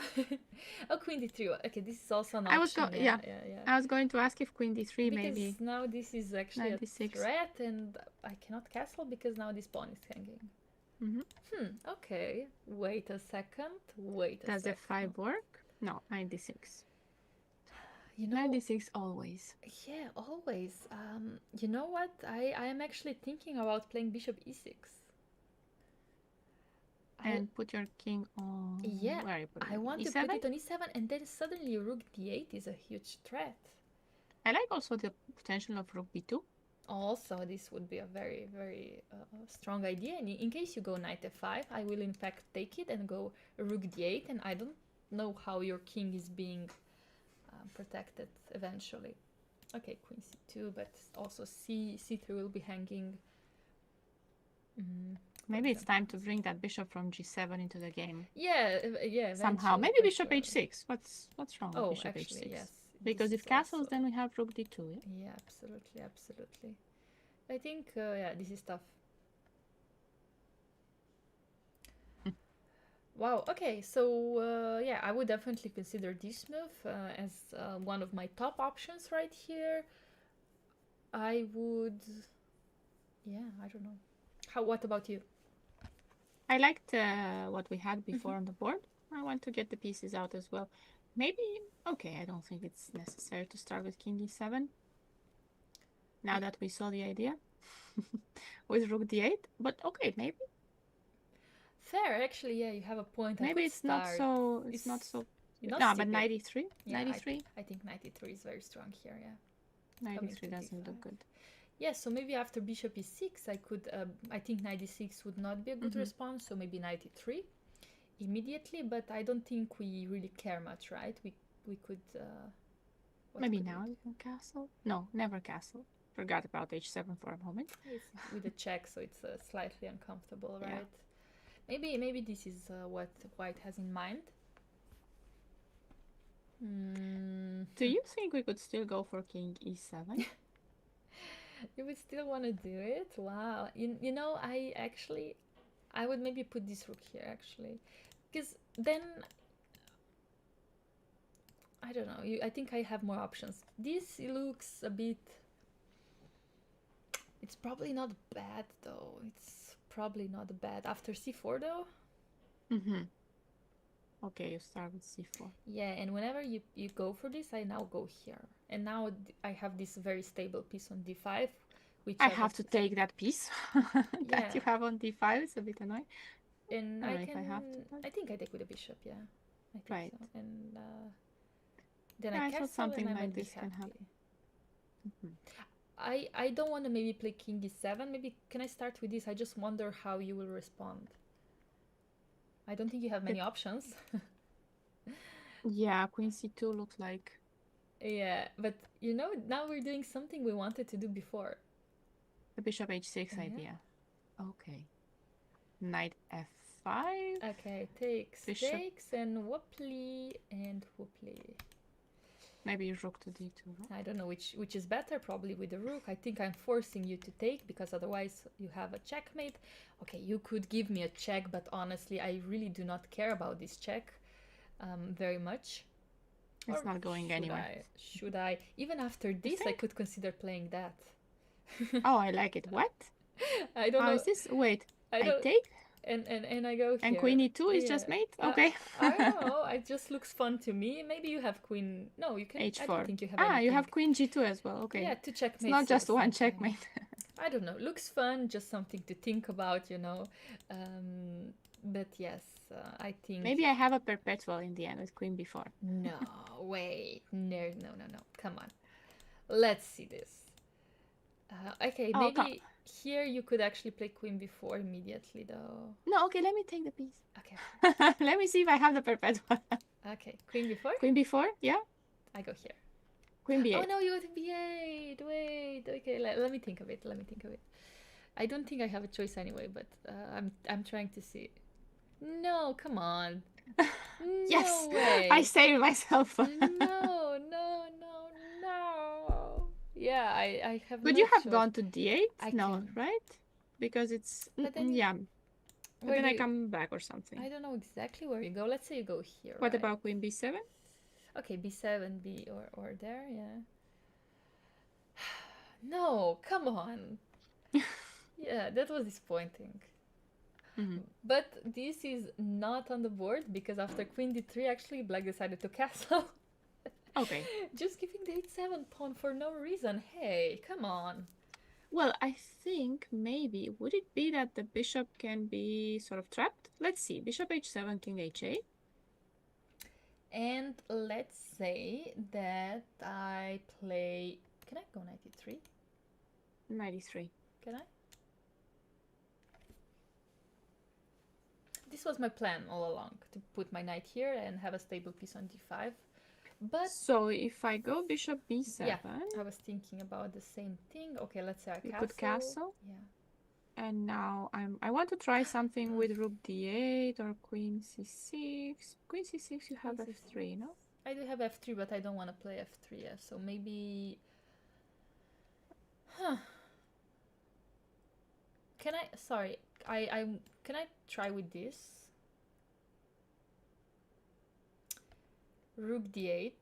Just want to see what's happening. This takes queen c3, king e2. I just rook b2. Yeah, rook b2, king f3. No, I really just am very curious about this, but I think black is perfectly fine, right? There might be some checks again if you go. I was looking at queen d2, but maybe. Oh, queen d2. Okay, let's do check queen d2. Yeah. Just to keep that. That's true. Okay. I would have went maybe rook f1. Sorry, rook f1. Yeah, king g2, and then I would say, okay, my knight is coming to f5, and this is a very strong knight, much stronger than I would expect. Nah, there's no idea with f5. Okay. I don't know. I just want to check instead of castle. Castle actually is the best move. What is wrong with bishop e6? Queen d6 apparently is strong for white. Oh, actually. Okay. Trading queens. Yeah, because it's forcing the trade of queens, and this is good for white. That's why castle is a very strong move. And in case of takes this, for example, this, f5 is also something to look for. Why? It works immediately. So if bishop f5. Why? Yes, exactly. e4. Okay, we give it up all. Bishop c3. Okay. And king e2, apparently just rook b2 is... Yeah, I was going to say, but do you want to take the rook? I don't think so, yeah? No, I really don't want to take... I don't want to give this bishop for an exchange. So rook b2, yes, is being the strong move. But after knight c2, how are you beating me? How are you beating me? I don't even see a follow-up. Was there a follow-up after king f3? After king f3... Queen h5 and then something on h3, Let me turn off the engine. So it's gonna be more fair. Apparently, wait, okay. I know the first move, and the first move is rook d2, but nothing else after that. Rook d2. Don't know why. So the queen has to go where is the question? Queen c4 maybe? Can I go here?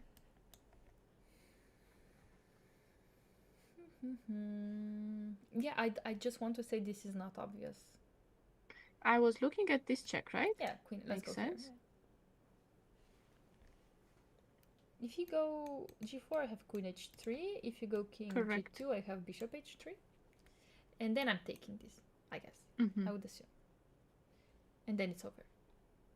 Okay. Wow, okay. Okay, so that's it. Very, very interesting. But I think white. So you think he saw this whole thing, yes? Bishop h7, king h8, and then f5 and e4 idea. I think that maybe he hasn't calculated it, but he has intuition that if this happens, that because of white... It cannot be right, no? Yeah, it cannot Something be right like because that. white king is not safe. And with two bishops, it should be absolutely enough to win. Okay. But Tudor is already on board 18. Yeah, he won yesterday, yeah. We have a huge time difference, actually. Tudor is up for more than Tudor 1 is hour. up. Usually he was on the lower side of... So he warmed up. The time control. He warmed up. Let's see why this is a huge time difference. Maybe...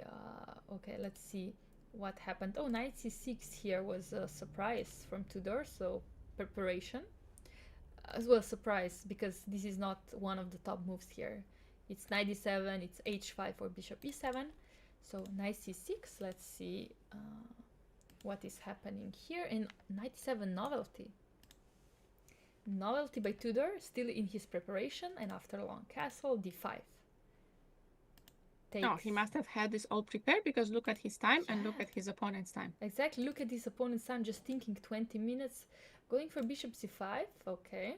Not sure if it's a good move, but after queen c7, takes, and queen c4 is on the board. And look at this time, 16 minutes only, and it's move 15. It's move 15. Crazy. Yeah. I understand why white is trying to clear the board, maybe offer some trades. Yeah. I but don't maybe know. we don't want to trade. Do we want to trade that? Yeah, I wanted bring to the ask bishop you out? that. Absolutely wanted to ask you that. Let me just fix the multi-board overview on our OBS, so players, not the going players. to try to find some moves while you do that. Please Wondering do. what options I have here, because rook d5 I guess is a threat if I move queen e7 for example. Like queen e7 rook d5, I'm not sure that I like it. Absolutely, yeah, absolutely. What if I play rook c8 though? Is that something? Yeah, like maybe keeping the queens here is not possible. That's why I'm trying to find a better way of trading. Yeah, better way of trading, exactly. And rook c8 seems to be working. The position is probably equalish. Okay, maybe. But yeah, with little time, it's easy to make mistakes. I agree. Yeah, I mean, I think Tudor is thinking right now. Yeah, somebody says, yeah, very interesting idea, provoking a pin on the queen. For example, here, yeah, the queen is absolutely pinned by the rook. But this knight being defended by many pieces, apparently queen c7 just solves it all. What was the best move instead of bishop c5? Apparently... Here, you could have just taken and went bishop d2. That was apparently a better response. And after bishop c5, queen c7 just solves all the problems, like you said. And of course, king f8, queen c4. Rook c8 actually, of course, being the best move here, forcing the trade. And black is actually slightly better. A little bit better? Slightly, very slightly, but... feels like it, really. Good enough, because here there's a question, how am I dealing with this c2 pawn? Either because knight e3 is always there, no? Oh, and this, yes, absolutely, even that. Maybe you want to play king e7 and yeah, exactly, c8 and knight e3. And if I go c3 to kind of protect the king e7 is already Very comfortable for white. Is this going to happen? Apparently, after here you should go bishop d3 though, but after knight b4, you know, I'm not sure that white will go for this. Because you do give up the bishop. You give up the bishop and you have this bishop against this knight. And I think black is again very comfortable. Yeah. Okay, maybe he will get another point today. Yes, we will see. I mean, his opponent doesn't have time, and in this endgame, yesterday he had an endgame. I mean, he had a very interesting position, and then was pushing this endgame with a pawn up. He was one of the last players even playing in the playing hall. Very nice games. And I think before we go on our first break, I need more coffee, definitely. I would maybe just jump back to board number 1 because we've seen many exchanges happen. Let's just see what happened. After bishop b5, we've seen bishop e7, castle, castle, and queens have been exchanged. White does have a bishop pair, however, in this endgame, I don't think it means much. That's why, I mean, as you can see, this knight is becoming a very strong piece. Let's see how Sarana tried to make something Bishop happen. is going to f3 maybe, yes? That's the plan. Yeah, exactly. Absolutely, but bishop d6 now. Forcing the trade. Yeah. Goodbye bishop pair. It's goodbye bishop pair indeed, and now we have this knight that is perfectly placed on d6, looking at this square, looking at this square versus this bishop. What do you think? If you could pick which colors to play with, which ones would you choose? I think it should be about equal, but it could be that white is slightly easier to play with. For example, I'm thinking that rook c7 can be a bit uncomfortable, at least visually. I know it's not threatening anything, but it's not nice to play with a rook on also c7. Rook c5 or rook e1. Rook e5, like this is a pawn on a white square, and we have white squared bishop. So I also think that it might be slightly easier to play for white, but I agree. If I check the evaluation, it is in fact 0-0, but rook c7 maybe 0.2. Maybe 0.2. Dynamically equal. Dynamically equal, but yeah, I think also I would pick white because this is a white squared pawn and I have a white squared bishop. So it might be slight chance for me to push this. I have seen black losing this kind of positions where they have a knight and it was white probably has a bishop. me. Yeah, if you've seen my You? game. It was probably me. No, this can happen. This can happen, especially when you play a stronger player. But I think Amar is experienced enough to make this into a draw. But again, anything can change. I will not speak for him.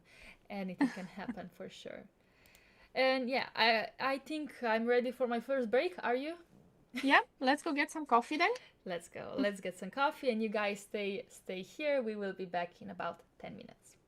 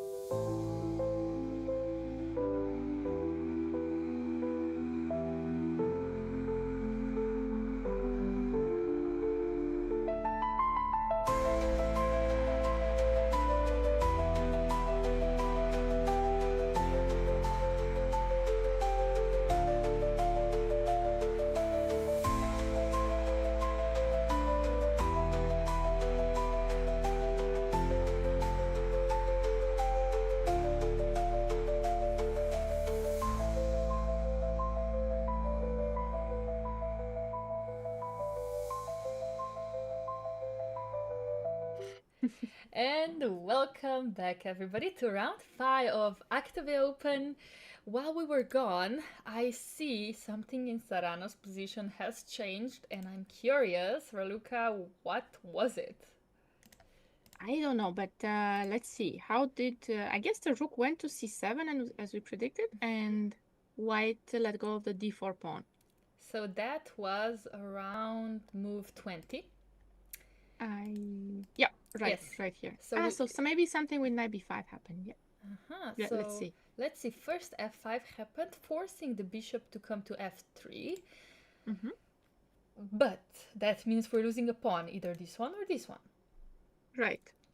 So the plan was always knight b5. Yeah, so I'm curious, why was this a necessary move in the first place? Maybe bishop f3 was a threat anyway. So and we couldn't have defended? You're saying that I couldn't have defended my pawns with b5 or something? Right.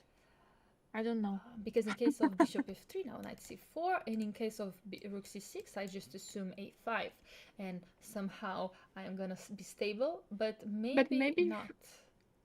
Yeah, maybe. Can we combine somehow bishop f3 with rook c5? Yeah.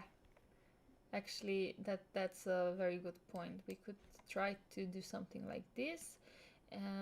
Knight c4, first attacking b2, maybe we push b3, or maybe we just go, like you said, maybe we just go for this, and now we're winning a pawn anyway.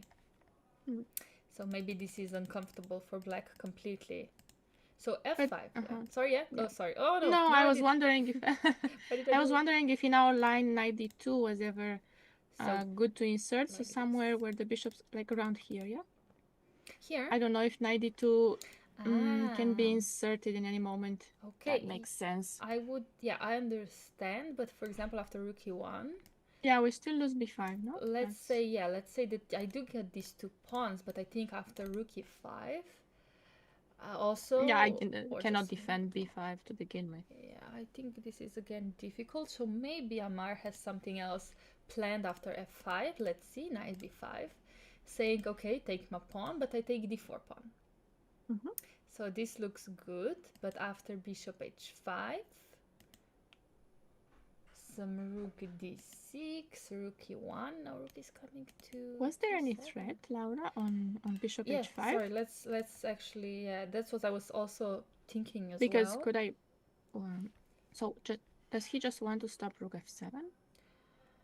Maybe, yeah. So why can I not go g6 is probably the question that we should ask ourselves. Maybe he doesn't want to? Why I think he was worried about rook d1. I assume that this is the endgame that you don't want to have with look at this No, but what if I move the knight? Yeah, let's see, like... Then bishop f3. I don't know, where do you want to go? Knight e6? I was looking at e6, yeah, but then bishop f3 is similar to what we have Bishop f3, okay, you can play d4 though. You can play d4. You could do it. And now something like rook e7? Rook e8? And then you captures and bishop d5. Yeah, play bishop d5. Okay, and after this we just take this one. Yeah, that's maybe win a pawn. Correct. Yeah. Absolutely, that's correct. So maybe this rook e7 being a strong move. Can I do something? Rook f6? Maybe rook f6, yeah? Yeah, the issue with rook d6, let me just show it. Yeah, it's you can still go for something like this and win this pawn and an exchange back. So you're in a again in a rook endgame with a pawn up. That's why we went rook f6 to avoid this, if possible.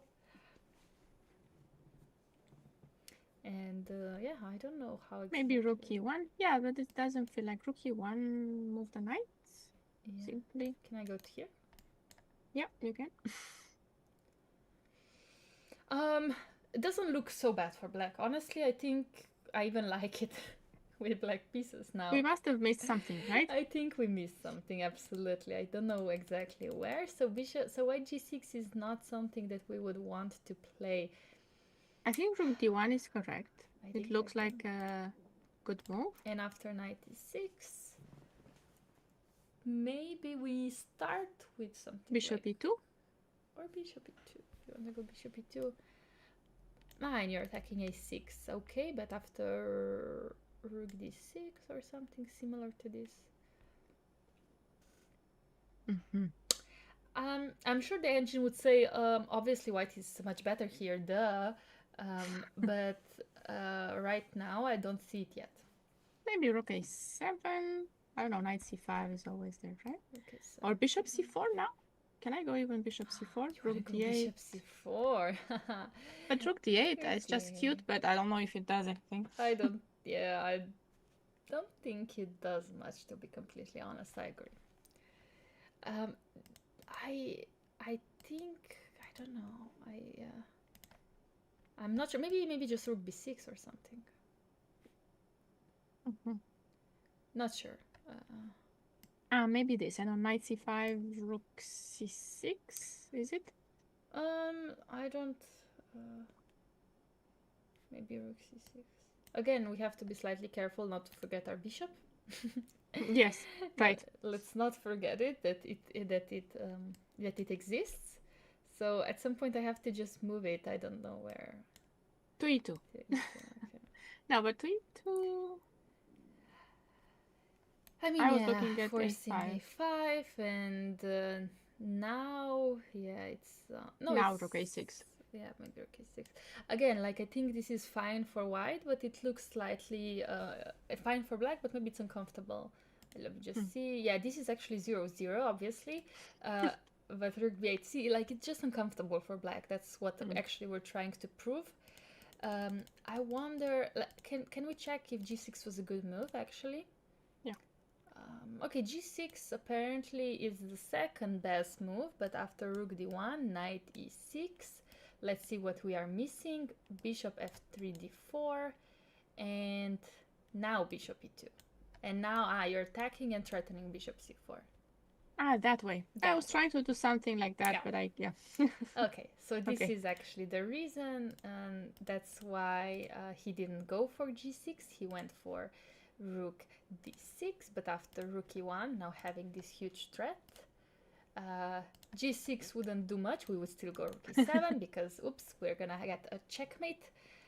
And after knight e6, now bishop f3. Now again, we have the threat of taking on e6 and playing bishop d5. Can we protect this? Can we stop from white from doing this? I thought it's not that easy. But so for example, rook e8, but rook e8 pins from everywhere. You do feel very pinned here, and something maybe you don't want to do. That's why he went rook f6, protecting from different side. I was curious, what if in case of this I still take here, and go into this endgame, and this should be winning. This feels slightly uncomfortable. Doesn't lose material yet, but maybe it's not so bad as it seems. But okay, rook f6. If rook f6 is fine. Maybe you don't want to have yourself pinned there forever. Yeah.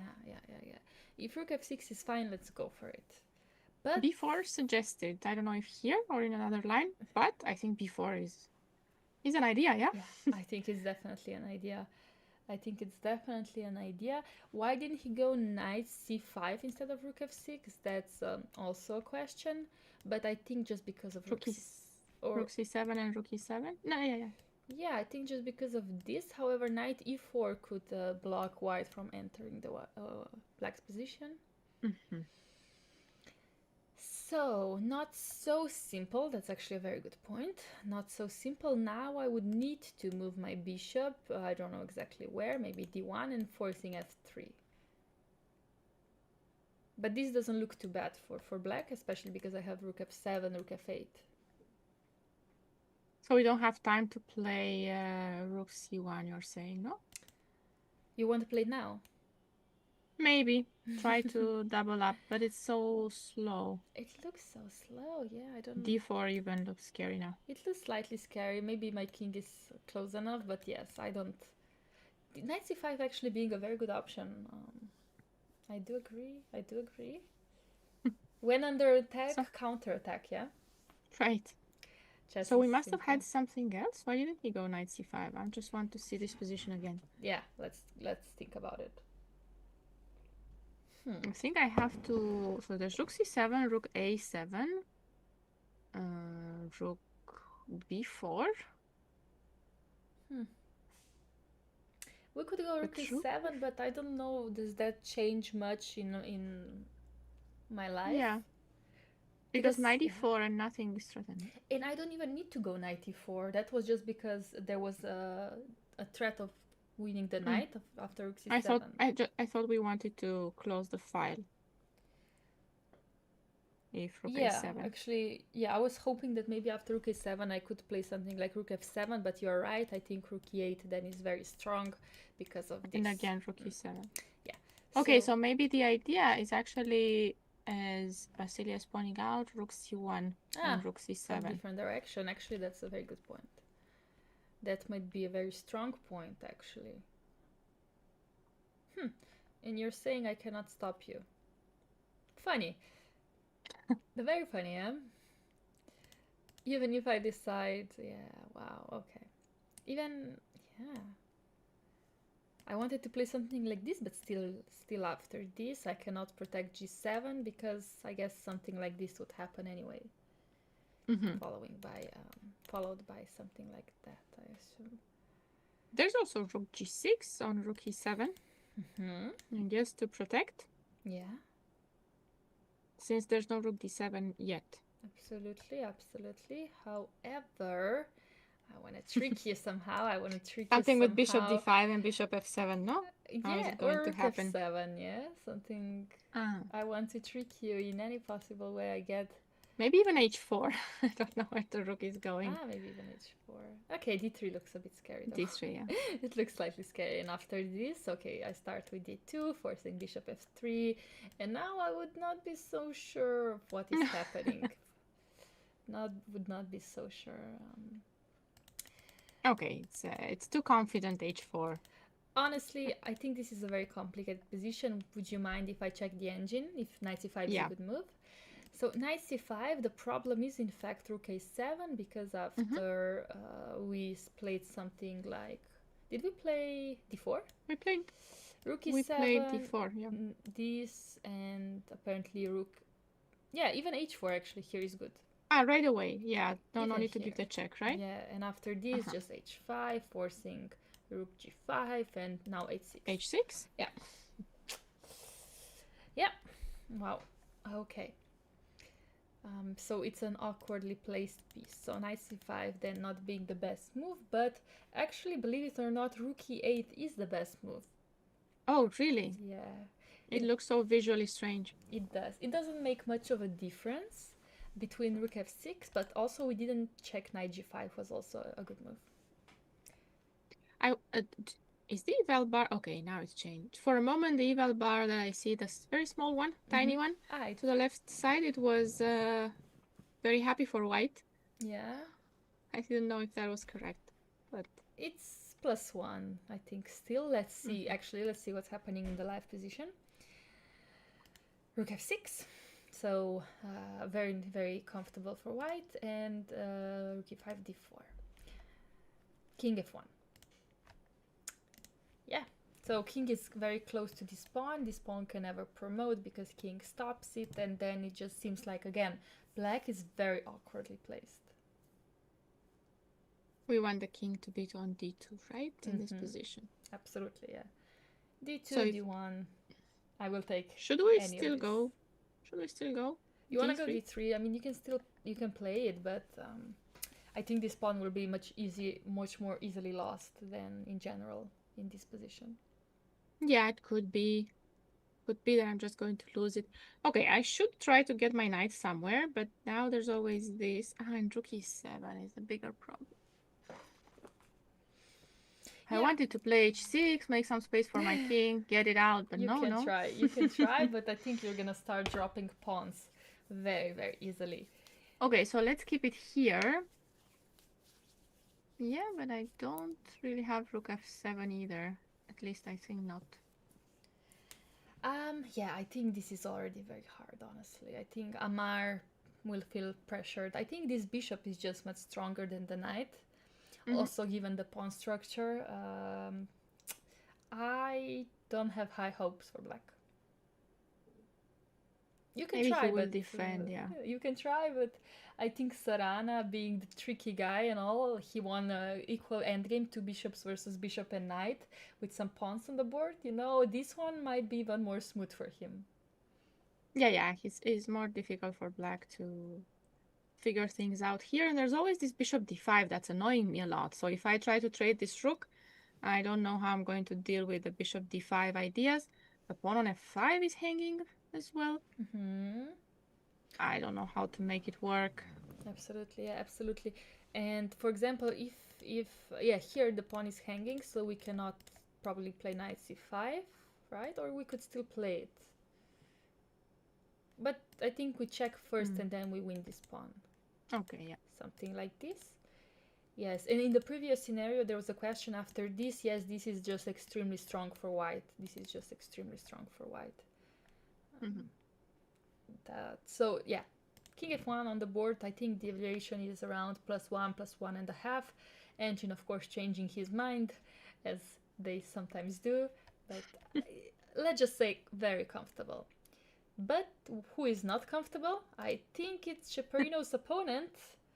Let's see him. I think so, because we left it around here. This was a Grunfeld, and I just want to see. So this typical e5 idea, like you said before, Raluca, this is very typical to just allow white to play d5. And I want to see how this continued. There were some exchanges. Of course, taking this knight is probably better than taking this one, also because of some, I guess, attacks. And yeah, they still happened. The attack still happened. And this seems like a very healthy exchange up. Is that correct? It looks like it. Okay, black has two bishops, but it's not like, yeah. I mean, we also have a bishop. If we had the knight, maybe there would be better compensation. But, for example, queen e7. Yeah, I'm also thinking about rook c7 actually. Rook c7 looks very, very bad because also rook e7 is a threat. Besides rook e7. Are you worried about d3? Is that what worries you? I don't think it should be such a big problem because I have a bishop that's going to stay on d2, right? And then we bring the king all the way to e1. Absolutely. Maybe it will be just fine. I think I could even win in a more easier way than this, because after this I'm forcing the queen out somewhere here or here, yeah. And I don't know, I could even play with something like this, you know. This rook is hanging as well. Right. And I don't even need to be afraid of something like this because the queen is also it's just covered. I think so. So I think this game might actually end very soon. Maybe rook d7 here, but that just trades a lot of pieces. Okay. Yeah, somebody said that audio is not loud enough. Well, let me fix it for you guys. I can, of course, make it louder. We just don't want to be screaming into your ears. So it's all in your benefit. But we can. We can if you want. We can indeed. Yeah, just putting the microphone at the highest level here. But yeah. So other people are saying it's okay. Perfect. Maybe it's just... Maybe just put your volume louder, yeah? Yeah. If it's possible, of course. But yes, maybe my microphone is slightly lower than usual, so let me try to fix that. But otherwise, I think we are heard. Our ideas are heard. They're out in the universe. I don't believe we can be so silent that you cannot even hear us. That's probably an exaggeration, but we are trying to look into the sound issues if there are any. Yes, please just tell us if you want to change anything. I do understand. It's perfect. Yeah. Perfect. Okay. Yay! We're doing something right. Yes, so by the way, rook d7 is on the board. Offering the exchange, I guess this was too huge threat not to deal it with, but like you said before, Raluca, now I think we can take and play queen e7. I think that trades everything, right? I think this is a resignation moment, actually. He cannot avoid the trade of queens because there's queen d8. Oh, maybe there's queen c8. You could play it, but honestly, what are you playing after d6? I mean, no. I honestly, like, okay, you could probably trade the queens, but honestly, I think this is actually a resignation moment already. In my opinion, I would do it. I think against Chaperino, I would resign after queen e7. You trust that he knows how to win this? Yeah. I had an experience of losing against him already, so I would definitely trust him. I want them to play more Carocans. Yeah, like on the first board today. I would love to to have more Carocans on the board, but honestly, maybe not the knight c6 one. I would like to see the bishop e6 and g6 one because it's more dynamic than this one. But even this one turns out to be very interesting. Somebody mentioned we could check the Yilmaz game. Oh, right. Yeah, we haven't seen that one for a while. We were wondering what he'd play. Look, queen g2. Yeah, he did move the queen somewhere. I said f2, but g2, yeah, makes g2 also makes some sense. Like you're prepared for h5, g6. So after b4, I want to see, knight b1. This is a very sad knight now. But black just decided to capture. Take first. Yeah, to take first. He wanted to play the d5 idea that we looked at, but we thought that it might be better to play it without taking, right? Yeah, but in this case, actually, he has a point because now also before the queen was here, so there were some tricks on this file, but now this is a threat. I feel like almost. Let's see what happened. Takes. He took here immediately, forcing that, and yes, now look at this king. Look at this king. I mean, bishop f4, okay. Draw? I offer draw, yeah. I'm pretty sure Yilmaz would be extremely happy if black would take the draw here. But let's see what black can do. What can black do to try to win this? He has the b7 square if he needs to get out. Oh, does he? There's bishop a6. Exactly. So this is something I'm considering myself, but this forces the rook again. Rook b8, and then there's no perpetual on the rook. And then after this here, you have to move this bishop, and now we can continue our attack. This is what you're saying. Yeah. Okay. It's not such an easy attack. We could play queen e2. Queen e2. Go back, go back to where we came from. We have some threats. I do agree. We have some threats. Okay, it's time for castles. And maybe now go back to our perpetual on the rook. Okay. Now I'm ready for some sacrifices to be made. I don't know if it works, but something like queen e7, even no. Where queen e7? Maybe sacrifice that one to take on a3. Even this one, in fact, yeah. Like if something like this happens, I would assume that also f3. Yes, also f3 is hanging. I can even start with this probably. Yeah. I could also just start with this. This looks scary. I would agree. This looks scary. So I think black is deciding because whether he wants to take a draw against such strong player as Yilmaz Mustafa. I mean, he is a 26 plus player. And player with black pieces probably searching for GM norm, and he's now considering with black pieces take the draw or not. I know I'm better, but what if I mess up? Maybe he's actually looking at queen e7 immediately now that we thought there would be an idea with queen e7. Actually, that's a good point. That's actually a very, very, very good point. I'm slightly sad that I don't have a castle yet to bring my rook into the game immediately. But let's look at it. I check, and where are we going? B1 or D2? Does B1 even work? Oh, sorry, B1. Maybe it's already a checkmate. It's not yet, but it's very close. Yeah. Very close. Yeah, exactly. It just feels like there should be something. Maybe nothing yet.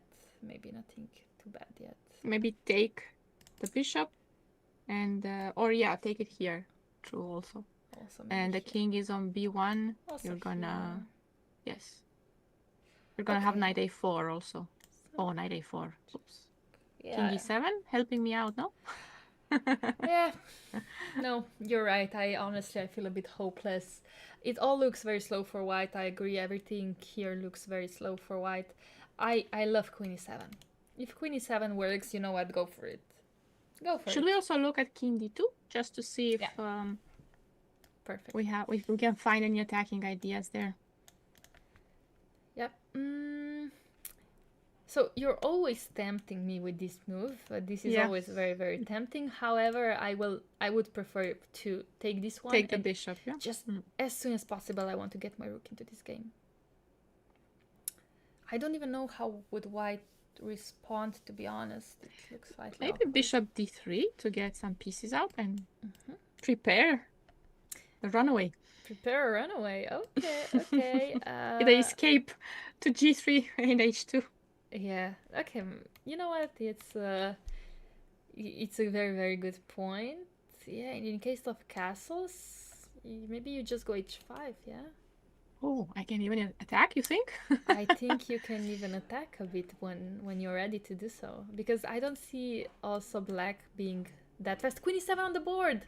Okay, Yay! nice. That's awesome. That's awesome. Wait, okay, let's just see like if I have something else instead of knight b6. What if I take on f3 first? Queen f2 defends the bishop. Yeah, but I don't care. Bishop queen b4. Because I think I will take the rook, right? Yeah, you can take the rook and we are even. I would consider this. I would consider this. But I think I'm just taking this one, yeah. And queen g1 doesn't help either. You still take the rook. Queen, yeah, instead of queen, yeah, I don't know which one I take exactly. Maybe I could. I think h1 because then you take the bishop. Oh. Also this one, yeah. I mean, slightly worrisome if I yes, exactly play like this. So maybe so I like taking the d1 bishop because in case you do take it back, I think I still win this bishop. Queen d6. Because even if you go here, I think I have e5. You probably do, yeah. Might have it. And then I castle as soon as possible, and I will probably win the game. Yeah, I wonder what happens after bishop f3. Can I pin? Oh, yes, I can go queen g3, but then there's queen b4. Yeah. Maybe. Yeah, I will. Okay, you have. Yeah, I think I will go queen b4, yeah. c3, queen b2, right? Absolutely. I mean, you also give me an option to take. I know that you take back. Oh, no, then I'm a rook down. Yeah. No, let's not do this. Yeah, go here. But queen b2 is... Good enough. Good enough for me. I don't know about you, but it's good enough for me. Okay, well, now that I'm looking at it, actually, it's maybe not so simple. I don't think I can take this one because of rook d7. It works. Huh? I have some tricks up my sleeve. And you can take the b6. You want or d1, no? Oh, I meant okay. You can also take d1. Sure. You could maybe play queen c7. Say that okay, threatening checkmate. I castle. Honestly, I don't think this is enough for white to hold. Even if I decide to be a bishop down, I think I'm just should be winning. Maybe take with the queen instead. Yeah, take the queen. Oopsie, sorry. But there's some queen e3. I don't know. Queen e3 or d8. I don't know. Maybe this could be enough for white to hold. But again, I was not even calculating much, so. We didn't have to give up a piece, did we?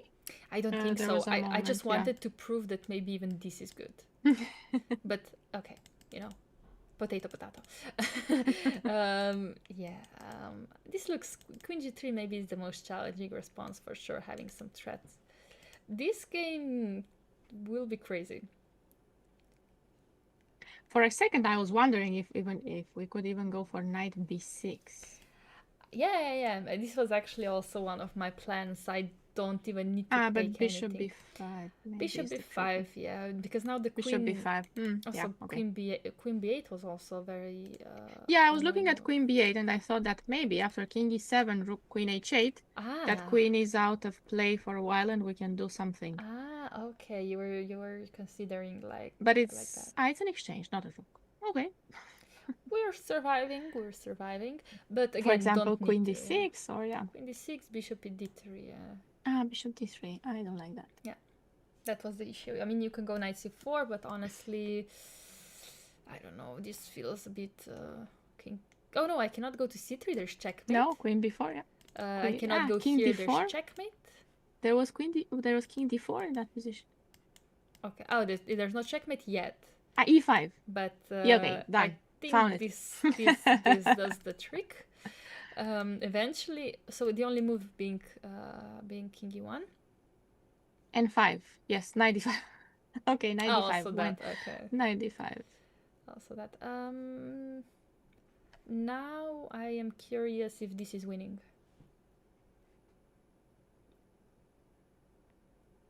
King 1? 1 maybe, yeah? King on king f2, I think this is good enough to win the game. If not now, eventually. King f1 and... pick up a rook. Yeah, I'm 93 first. I'm trying to find the checkmate. Rook is not enough for me. But I think maybe now it's time to pick up the rook, right? King f3? I don't know. You're telling me there's no checkmate? I don't know. Oh, okay, on king g4 there is a checkmate. I think. Yeah, there is a checkmate. I think there should be a checkmate. And queen f3. Yeah. But here. Are you telling me this is no checkmate? No, there should be a checkmate. White is playing without a queen. Okay. Queen a8. And bishop. Or Let me bring the queen back. I want to bring queen back. No. No. So close. So close. Maybe there was queen f3 and 93 actually. Yeah? Sorry, where? Queen f2, queen f2, king h3, queen f3. Maybe this way. F2, maybe, yeah.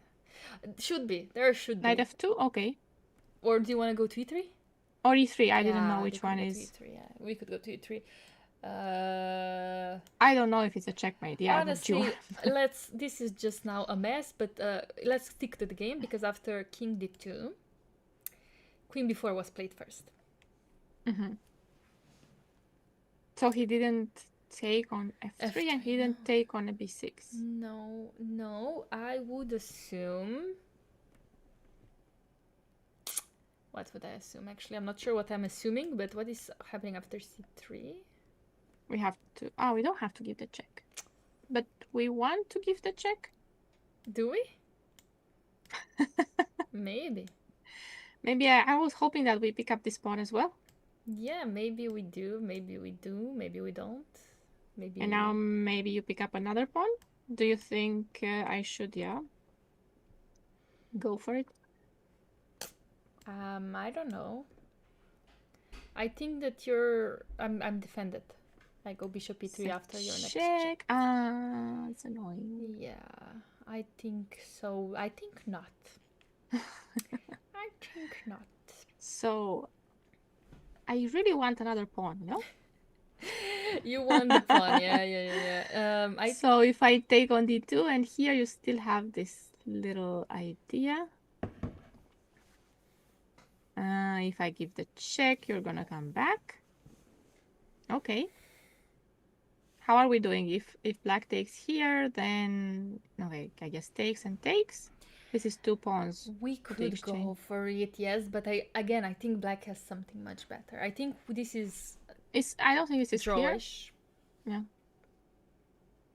But again, like I don't think we want to exchange the queens. Again, remember, what the engine usually says: in case the queen is exposed as it is, do not go for queen exchanges. So I think on c3, maybe this check is something that he has in mind. No, bishop e3. Sorry. Bishop e3. So okay. Maybe something else. Maybe we're just taking. Take some b6. I think this is much better than if the queens are not on the board, even if we win this pawn. Because where is this? So let's suppose that the bishop comes out. Oh, now I have so many options. Which one do I want to go for? You're letting me have that one's a bit annoying, yeah. You're letting me have a lot of fun, and you cannot even play something like this because I will not even give you a check. I will just win the queen. It's so fun to play this. Okay, after this, maybe rook b1 actually is something that I had to look for. But Queen yeah, d6, yeah. yeah, queen d6. And you have this extra threat of the bishop on d3 now hanging. Yeah, and I do not care to play king e7. Honestly, I do not care as long as I get my rook out. I believe in this. I believe in this. So we're going for queen b6, you think? I think so. And after king c1, what are we going for? Well, maybe the idea was to keep the king on c1, right? Because before the king was running away. So now we could take on b6 and threaten and this, yeah? Yeah, play for ideas with knight a4. Yeah. Yeah. I like this this principle of keeping the king in the kill zone. Absolutely. And if the king wants to run, let's say we go to e2, what then? Do we take anyway and threaten bishop c4, or do we go bishop c4 immediately? So many good questions, so many good moves. I think this is enough. Honestly, I don't think we need to calculate. Just our intuition probably says this should be enough. I don't know if we would manage to win this, but I think that it should be enough somehow. It looks very good for black. And with queen b6, we have the queen c6 threat sometimes, looking at f3 with knight e5. Like we could start with this. Basically, this is now a threat because this king will run out of moves. And for example, after queen f2, we could, because of course white wants to exchange the queens, we could go for something like this, yeah, threatening this pawn and this pawn. Or even, yeah, if that pawn is defended, knight e5 is coming or what? Absolutely, yeah. Absolutely. How does white even defend the pawn? It's not going to be bishop g2. A nice choice. Yeah. The one on c2. It's not going to be nice to defend it with rook c1 or rook d2. I agree. No, I think, do you want to check the valuation after queen b4? Oh yeah, you can do that. We can do that. I think black is slightly better. What do you think? I think she should be. Do you want to give a guess? I am so scared that it's going to be 0-0. Please do not be 0-0. Okay, black is slightly better. 0.5 only. I don't know why. Bishop f3 actually was the best move. Yay, we got it. And this was much better for black? This is -1. Okay. And this check, because of king e2, is now 0.6. For example, knight b6 is apparently better than queen b6, which makes sense. You want to bring the knight into the game. But I don't know. Yeah. It looks like the a pawn is just going to also run all the way to a2, yeah? It's not to a1. And I think I don't even care about the variation here. King e2. King e2 on the board. I think that this, in general, even if this was 0-0, I think this is so hard to play for white. Yeah, in practice, this feels much more than 0.5 for black. It feels like black is going to have a comfortable game, to say the least. Yes, I think that Amail has a very, very good chances of beating one of the top Turkish grandmasters, Yilmaz Mustafa, and maybe going for a GM norm. I'm very glad that he didn't decide to repeat the moves and play it safe, just because he's playing a strong grandmaster, but he just proved that he doesn't care about the title. Yeah, he just cares about playing some good chess, and that's what I always and he was probably confident in his position. We were thinking, well, we were looking since a5, right? That black had this comfortable game. And he believed in his position. Absolutely, absolutely. What is going on in Vangha's game? Is he pushing? Let's check it out. So he is on board number 8. Yeah. So we left it around here. We said black was comfortable, and he did play queen d6. He played queen d6. So he played the best move, forcing d5, and now it seems like black is doing perfectly fine with this bishop with there. f5 and nice. Also f5. Very, very nice play so far by Vangha, and just letting this bishop breathe. Yeah, do not need to play something like e5, but letting it flow, and this is the current position. Where is this knight going? Do we have to go I to assume to C3? c3. Yeah, we go to c3. We're threatening bishop c5. But rook f4 is in the air if it Oh, works. yeah, knight c3 is on the board, by the way. And yeah, rook f4 is There's in the air bishop also. g3. Or not? Oh. No, maybe not, because it loses a pawn. Okay, it's oh, bishop f5 is on the board. Oh, why? I don't Bishop think f5, we have to deal with something else if this works. Oh, yes, of course. Wait, yeah, well, if this works, I don't know why would we go rook f4. We just completely missed this queen attack. Are we just winning an exchange? Is it so bad for white? Check. And now knight. And knight b1. Oh, if I have to take knight b1, this must be so bad. Queen e1 on the board, that's why. So after bishop b1, I assume he will take with the rook takes. to have some threats on b6 and c5. But honestly, even queen d6 here or queen c7 looks so strong. Queen e5 maybe even? No, queen e5 might actually not work. Why not? Because it takes and knight a4. Knight a4. b5 was no need to complicate our lives. Yeah, this is slightly complicating our lives, I do agree, but okay, I would still go for it. I don't think it's something wrong because we win the d5 pawn, which is very important. True, but maybe c5 also hanging. Knight c5 immediately threatening this. Yeah, this could be actually something. That's also true. We could go into this and we are pawn up. I think we're winning this also. But yeah, why would we complicate our lives, yeah? Maybe we could make use of the diagonal with queen f4. How was it? So maybe we could make use of the diagonal with queen here and here. Would that be a plan? Ooh, I like it. I like how you think. I like it very, very much. Let's just put it on the board. Okay, let's say I am greedy and I take the b6 pawn. How are you try this, me? no? Yeah, I wonder how are you beating me after bishop c5? Take everything. I'm just taking all, just want you to prove your point. Let's see. So there's a check. King f1, the only move. And then a check here. King d2. Yeah. And I could take on c3, right? That's a rook up. Oh, yeah, very nice. That's a rook up. I think with a rook we will manage to win. I think we're going to manage. He went for queen e5. So he is going for this endgame. Okay. I think he has very good chances. I want to check if queen f4 was a better move. Queen f4 was a good move, but queen e5 a better one. Okay. Queen e5 was the best. So what's the plan after knight a4? So takes, knight a4. Let's think. Let's see what we can do about this. Okay. You can just defend it.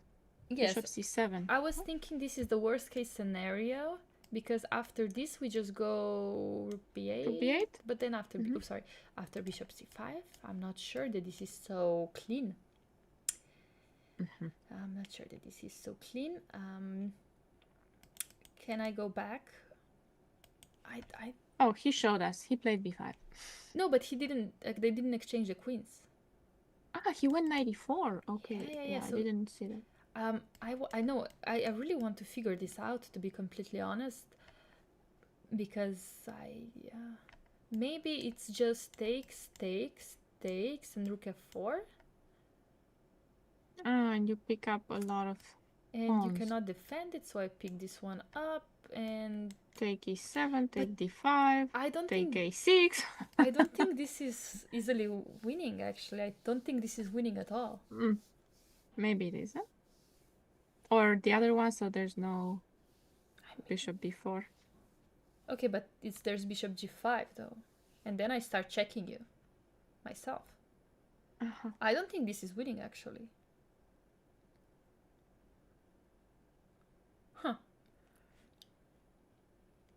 Do you want to check what was the right response? Sure, yeah. Or do you want to figure it out for a bit No, longer? let's see what's going on here. Okay, we can follow the game in peace. Yeah. So there's b5, that was one of the best moves, and after knight c5, yes, you actually do go for this, and here rook b8. Yeah, don't need to give up the exchange. Oh, okay, we have rook b8. There's rook e1 though, but apparently even c3 is winning the game. Really nice. Yeah. No way to stop c1? No way. Rook b1 and that. Okay. Yeah, absolutely. Okay, so this was apparently much harder, but knight e4 on the board, and b5, yeah, like we thought. Okay. So this could go into something similar, I was thinking. I think if so, knight yeah. c5. And Ah, so. yes, absolutely right. If knight c5, so I can take on c4, and okay, here it's a bit different because rook b8 doesn't have a threat. So after this is the question, maybe we can take first? Nah, no. Have to take with the rook? Yeah, you take with the rook, and then you're also threatening rook e7. Okay. What is happening What does here? he want? Why is this not coming easy to us? We're on exchange up. Why is it so difficult to win a chess game these days? Yeah. I don't know. Yeah. I wish I knew. I wish chess games were easier to win. I think some time ago you were an exchange up and you would just win your game. Now everyone fights back. Absolutely, yeah. You're right. Okay, so in case of this, can I still take? And Take on after, c4, no? yeah, take on c4, and after knight e6, can I still go c3? Ah, that way. Okay. I was looking at queen e1 and then takes on d5. I thought we have a lot of pawns, but this might be even also, better. yeah. No, I'm just trying to So figure it out. But after knight, Let's yeah, take that one. after this, let's say I go c2. Ah, no, but now yeah, what is Here, right? Yeah, now I cannot defend. I was too quick. No. Let's take a few moves back then. Maybe here, let's... maybe I can still go rook b8. Okay, let's say I can still go rook b8. I'm just trying to figure out what is so easy about this position that we... So I have to try this, right? I don't know. I give up. I really don't know. You try. It's your turn. Now you try. After knight c5, here you go. I really give up. I'm not sure. This is coming very... I was thinking that this is what I want to do, and then here...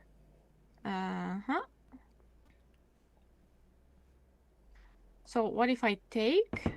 I guess rook takes, Rook, so we yes. don't have rook b8. Absolutely. And rook d5, I assume you want Yes, to play, yeah. But okay, knight f8. Takes on f8, yeah. And if c3 now, is that too much?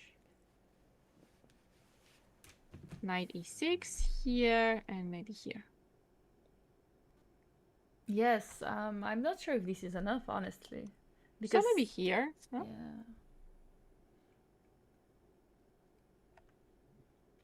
And yeah, now you're saying that basically this c3 is way too strong. And rook d2, maybe we pick up the a2 pawn as well. Yeah, I would also go for something like this, but Engine would probably disagree. I mean, this only is evaluated at -1. Don't know why. Should be more. But after, so after knight c5, yes, after b takes c4, knight e6, apparently you go rook d5 immediately. And after knight f8, oh, king f8. So apparently you do not want the rook on e1, and this is -2. Okay. Ah, you don't want... Yeah, okay. Engine always makes some sense, yeah? You want c3 and c2 to come with tempo. Yes, absolutely. Yeah, okay. Engine is smart. Engine, for some reason, is much smarter than us, so no. Oh, no. Yes. And board 9 is getting interesting as well. I We think- thought Chaparino would win... I think board easily. 9 What's going is on? not very interesting because... Why are the queens still on the board? Yeah, I let's thought see. we... Oh, he didn't go queen e7. No, really? He didn't go queen e7. He went rook c1. What was the reason? I don't exactly understand. I thought this was a resignation moment. +3. But let's see what the engine thinks here. Queen e7 being actually one of the top moves here. Also d6, but not rook c1. Rook c1 was not one of the top moves here. Let's see what is the problem after d3. Now I think we have some issues with playing this because of d2. Some small technical difficulties in the position. Okay, so he went for this type of win.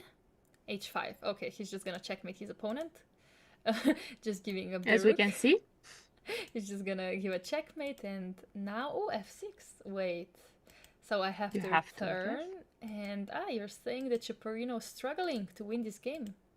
Is this what you're saying?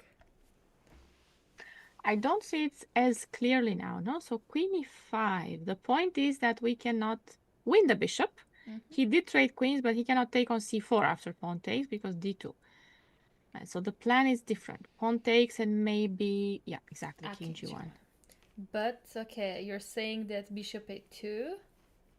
I just go king f2 rook c7. Rook c7. But what about b5? What about b5? What about b5 indeed? So maybe on b5. Maybe on b5. We don't have a4 yet. We could even go b4, yeah? No, yeah, let's go b5. I think I go king f2, actually. Okay. What do you do? So I want to have...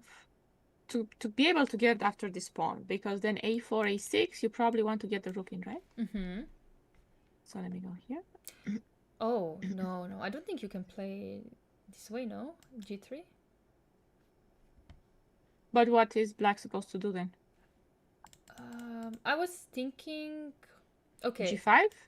No, I was thinking... Yeah, okay, maybe g5. Yeah, actually, maybe g5. Then I should play g5 without king f6, because that's wasting a move. Or what if I just... Actually, I don't think you have any chance, yeah? No, you can play for this. Let's just see what's happening. For example, if I go g3, you can never take because d6 is almost promoting, yeah? That was my point. Like, there's no way you can play this. That's right. So whenever you go back, I play f4. And even if there's g5 on the board, for example, if this is the position and it's black to move, I don't think you can play for anything. I just take go rook f1, go rook f5, and you can resign. So should we try to get the pawn on a2 then, like this? Yes, I think so. But let's try it. I don't believe in this. What about the check? King f. Okay, let's go to f6 just for funsies. And here to stop you from promoting, and then take here and have another passer here. Okay, I play b5. One less trick. I will go here and hope that you will not play king e3. Okay, I'll go rook b7. Fine, show us. Let's hope. And wait. Even like this, maybe? Even like this, wait, okay, let's go, let's see it, let's see, is it that simple? I go here. We are just doing this for fun, yes? This is just for fun, this is for our soul. And let's say, I cannot go it's to over, h6, yeah? I cannot go f4. Here, I can go queen to h4, f4, but I think this should be... Which one? g3, queen h4? Oh, so many choices. Queen rook f6, f7. Queen f6, rook f7, oh my. Yeah. So many choices. Yeah, even this one. King to d6. When king to d6? Hold on a second. Sorry, where? So, you think that, for example, b5, king f2, you're going to d6 with a king. You mean like this, right? Probably. But then isn't it g3 again? I go for the same idea, or f4 immediately, I don't care, but g3. I don't think you can stop me. You can go for something like this, but whenever you go d2, I play that. So d2 There's one last try with the 2 pawns. Yeah, d2. So I guess rook d1. The only move, yes, takes. He's going to try with the 2 passed pawns. Connected passed pawns. Now, he's going to give his best. He's going to give his best. Okay, maybe it's not so innocent, actually, right? Right, because the Wait. king will stop the d pawn if it advances, and maybe the pawns can go further on the queen side. Yeah, okay, what if I go f4? What if you go f4? Yeah, what if I go f4, yeah. Does it matter if I take or play b5? It will be the same I pawns. think it really doesn't Yeah, matter, let's take yeah. on f4, yeah. Yeah. So they are in 3. F e5, and now yes, push. Yeah, try. But You then have to d6. try. But then d6? I think I start with e6, right? Mm-hmm. And then when you go here, I go d6. Yeah. So maybe you have to go here. But yeah, okay. Okay, maybe this is okay. Still some chances. Let's see how I can beat you here.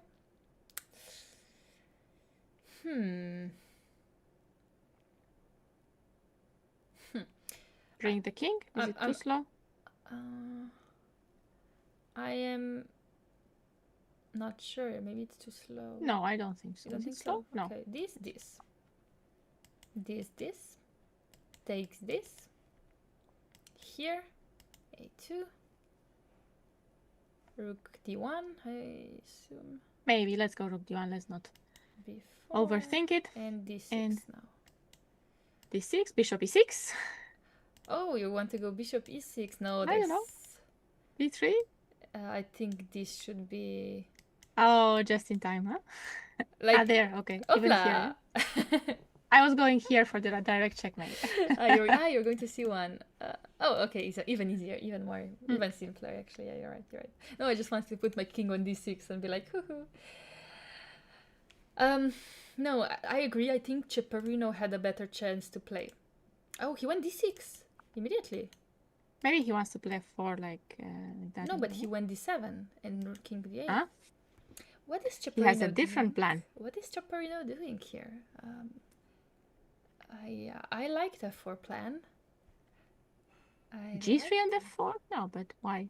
No difference?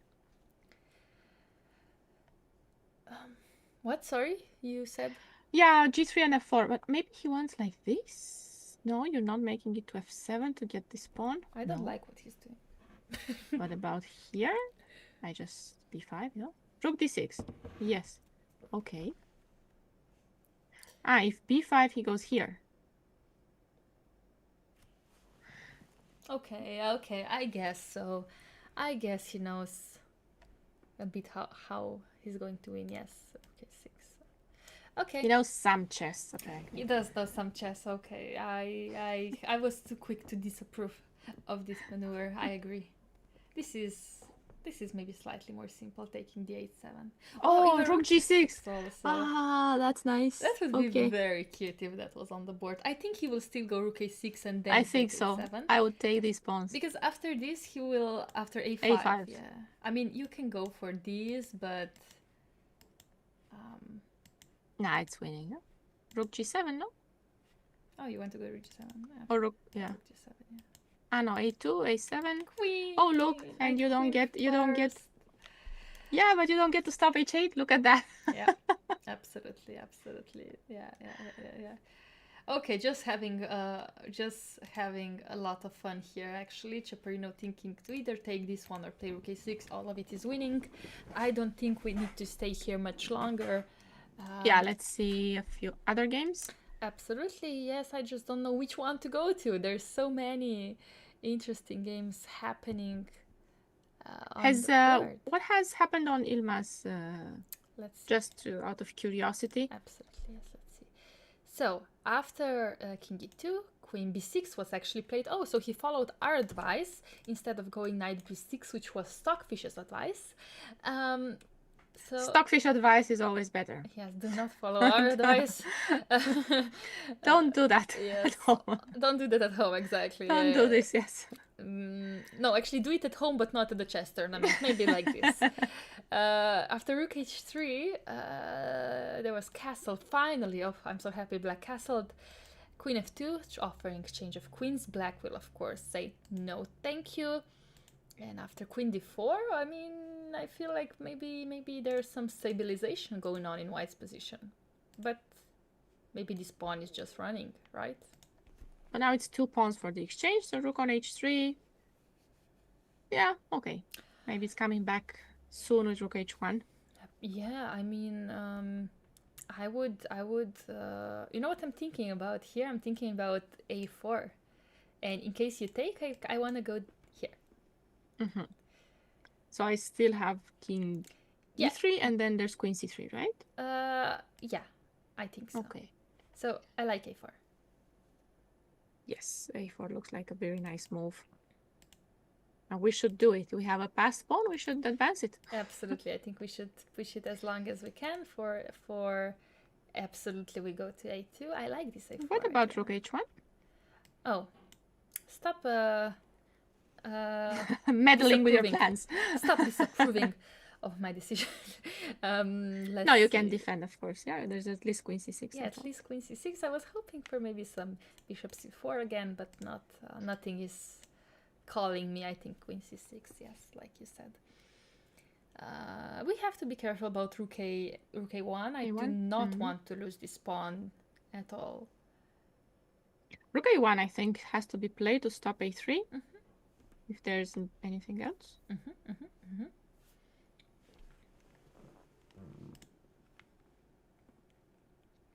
And yeah, I would like this knight here. You would like it here. Yeah, I would like it there. Okay, you would like it here. I was also thinking about knight b6 because we defend and then we can play knight c4. I was thinking about knight c5 also. He played knight c5. He played knight c5 immediately though. On bishop g2. On bishop g2, so I assume that after rook h1, what is his plan? What is his tricky plan? What about bishop c4? No, king f2, yeah? What is wrong with king?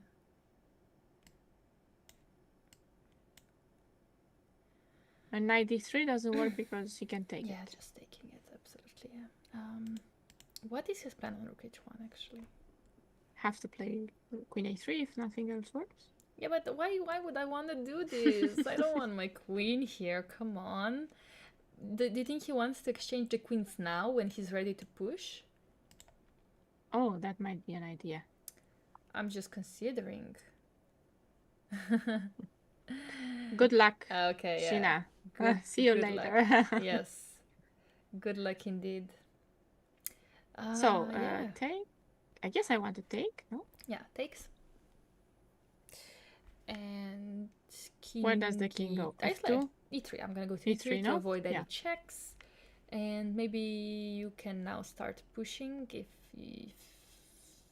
I think so. But here, how's that?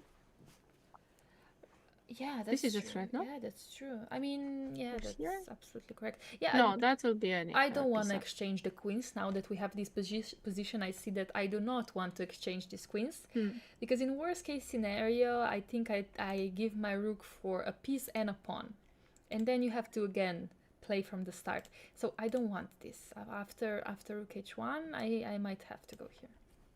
Yeah, but I thought that the exchange of queens might be forced after rook a1.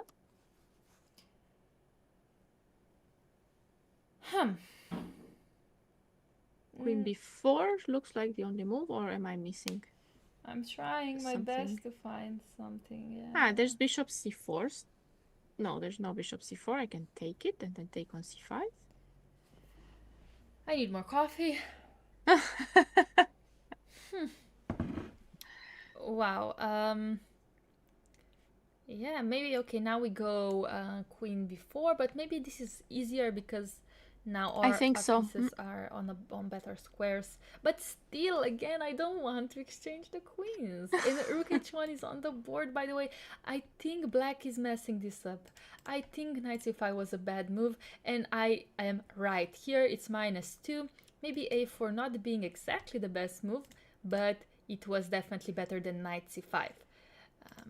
For example, rook b8 was a strong move here. Just bring the rook into the game, you know? Very simple. And after rook h1, yes, go here. c7, c6, c7, c6. Here you can even think about queen g3 in the future. That's nice. And my knight e5 is coming. And your knight e5 is coming. Actually, that's absolutely right. So, I mean, yes, this is now 0-0. And exactly because of rook a1. And on queen b4, is the engine taking on b4? Yes, we're taking Okay. it. And for example, let's see what I can do with my rooks. I will move one, this one or this one. Which one do I want to move? Let's say this one. Yeah.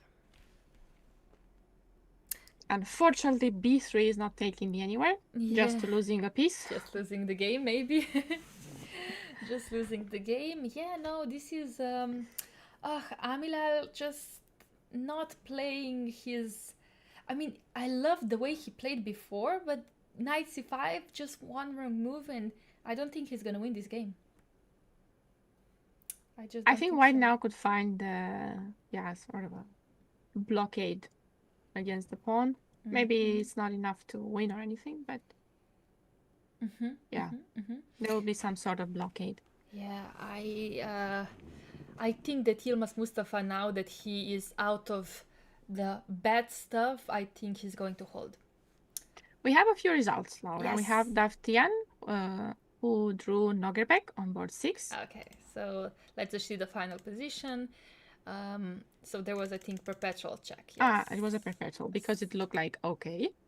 Yeah, in case a white decides to push a bit further, let's see, the problem was probably that black just takes this pawn and attacks the rook at the same time. So something that white doesn't want to do. So what was the problem? And in this case, and black could have never, yes. It's the like rook c6. That. Wait, so what is the problem if I go here?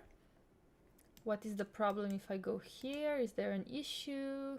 I don't know. No, wait, sorry. Why didn't king go to e3? Let's try to figure this out.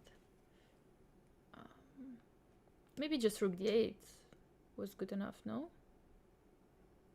Nah, I don't know. But bishop moves, bishop f7, for example. For example, right. How do we stop e7? I don't know. I'm just gonna use the engine, okay? What's wrong with king e3? Oh no, knight e6 in fact does work because here rook g2 is strong. So we pick up all pawns. And yes, the bishop and the rook are useless. I didn't even consider that giving the knight when we have like 5 pawns with black pieces is good. Of course, it is very good here. Okay, so this was the issue. Understood. So white is in black pushing. That's what I want to know. He cannot do anything. For example, king f2, or maybe with a king on f1 even. We don't have knight e6 because we don't have enough pawns. Yeah, now these 2 pawns are very important. Okay. And there are no... king is not coming closer. Okay? I guess I understand. I guess so. A little bit better. Yeah, it was a bit confusing at first, but okay, now that the engine explained it to us, it's a bit easier for us to breathe. Board 15 also, Sgîrcea winning. I don't think we actually did check his game, but looks like a very nice knight pair. And passer. Very nice passer. Made it. Made it in life. Yes. Becoming the queen. Also, board 17, I think we did check this game. Oh, this was a very, very interesting game. Bishop h7 actually happened on the board. And after king h8, knight e3. Oh, we saw this? Look at that. We analyzed this, in fact. Yes. And here e4 immediately, followed by f5, same maneuvers as before. And just exactly... Oh, this game ended very soon after the position where we left it. Look at this, exactly how we planned this. Just bishop c6, whoa. We saw it all the way to rook d2, right? Absolutely, yes. But we were like, okay, but this is not so clear, right? Of course it's winning, but how exactly? But just resignation after bishop c6. Is it that there is no move because you cannot take on sc6, right? Yeah. You don't want to take, you want to get the king out. White. The rook on a1 is hanging. Yeah, and I cannot play king g2 because this is winning the game. Good point. What else? What else can I do? For example, if I decide to go h4 just because I can, how do I win this game now?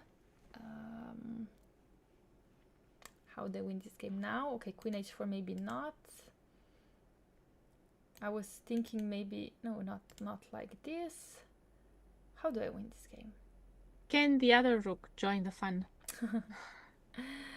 What about rook e8, Laura? Rook e8 sounds very, very, very strong. Very strong. And this is apparently Everyone's something... joining the fun, yes? Everybody's having some fun here. Even taking rook f2 here is probably winning. Yeah. Okay, Knights so he hanging, just gave up. kings up. Nice. Beautiful teamwork by the black pieces, yeah. I love this game. Yeah, this is actually a very, very fun game to follow. And there was another result on board 19. Orozbaya winning with white pieces against Punisher. Yeah. There were some draws on the lower boards, but nothing sadly that we followed. So maybe now that players are getting low also won his game. Okay, let's see. The way. How did he win? He which went way? He went rook a6. He was like, I'm not taking any risks. Rook a6 and resignation was on the board. Which game should we check now when the players are slightly low on time? What is still going on the first board? I want to see what Sarana... Let's see how Sarana is doing. So let's see. We left it around this part. Let me promote this into a main line so it's easier for us. Okay, so we left h6 was played. Right where h6 was played, yes. Right here. King f1. Okay. And I was looking at h6 as well, and I mentioned that it doesn't help. I thought that it will not help anyway. Let's see how it doesn't help. Bishop d5, king h7, and he's just going into this endgame because he knows that he's going to win it. Is it so clearly winning though? Should be, right? Because as we can see, the result has been played. Why is this so easily winning? Because there are pawns on two sides of the board. This is very important to win a rook endgame like this. Let's see. Was there almost checkmate on the board, or was king couldn't move anywhere? That's a very sad F3, king. Look at that, yeah. And F3. It was checkmate. King F4. Oh my. So after rook H3, we would probably see takes king H4, but then after rook G6, whoops. This is, this is bye-bye. Bye-bye to the king. Yes, so very smooth transposition. I think Sarana played this endgame perfectly. Was it so easy? Could have black maybe played differently? For example, not going to g5 but to f7? We can take on f5 and come back. Oh, sorry, we have an you're right. Oh, to f6, sorry. Yeah, let's go to f6. I'm guessing that we should do the same maneuver with the king on f3. I wonder if we want to play h4 first, though. You want to maybe, you maybe want to play h4 to push this pawn, to stop me from pushing my pawns, pushing g5. And after king g6.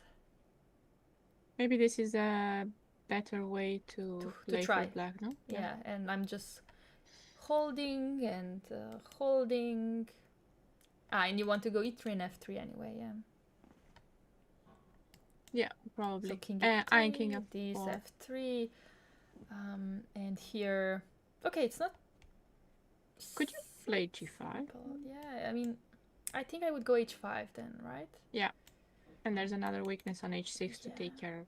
I think this is winning, but maybe this is more challenging, right? Than the what was played in the game with now king being trapped on g5 and h5, just no moves, and then just beautiful way of winning the game after king f4. Okay, so Sarana still our sole leader. He is the only one on 4.5 out of 4 games.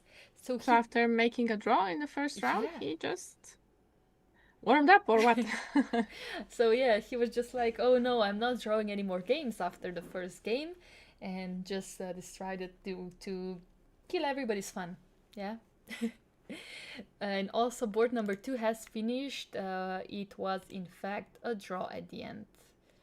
Looks like a weird draw. Let's see. Looks like white is doing perfectly fine, actually. Sarana woke up. Yeah, that's a fun way. And there was a perpetual here, yeah.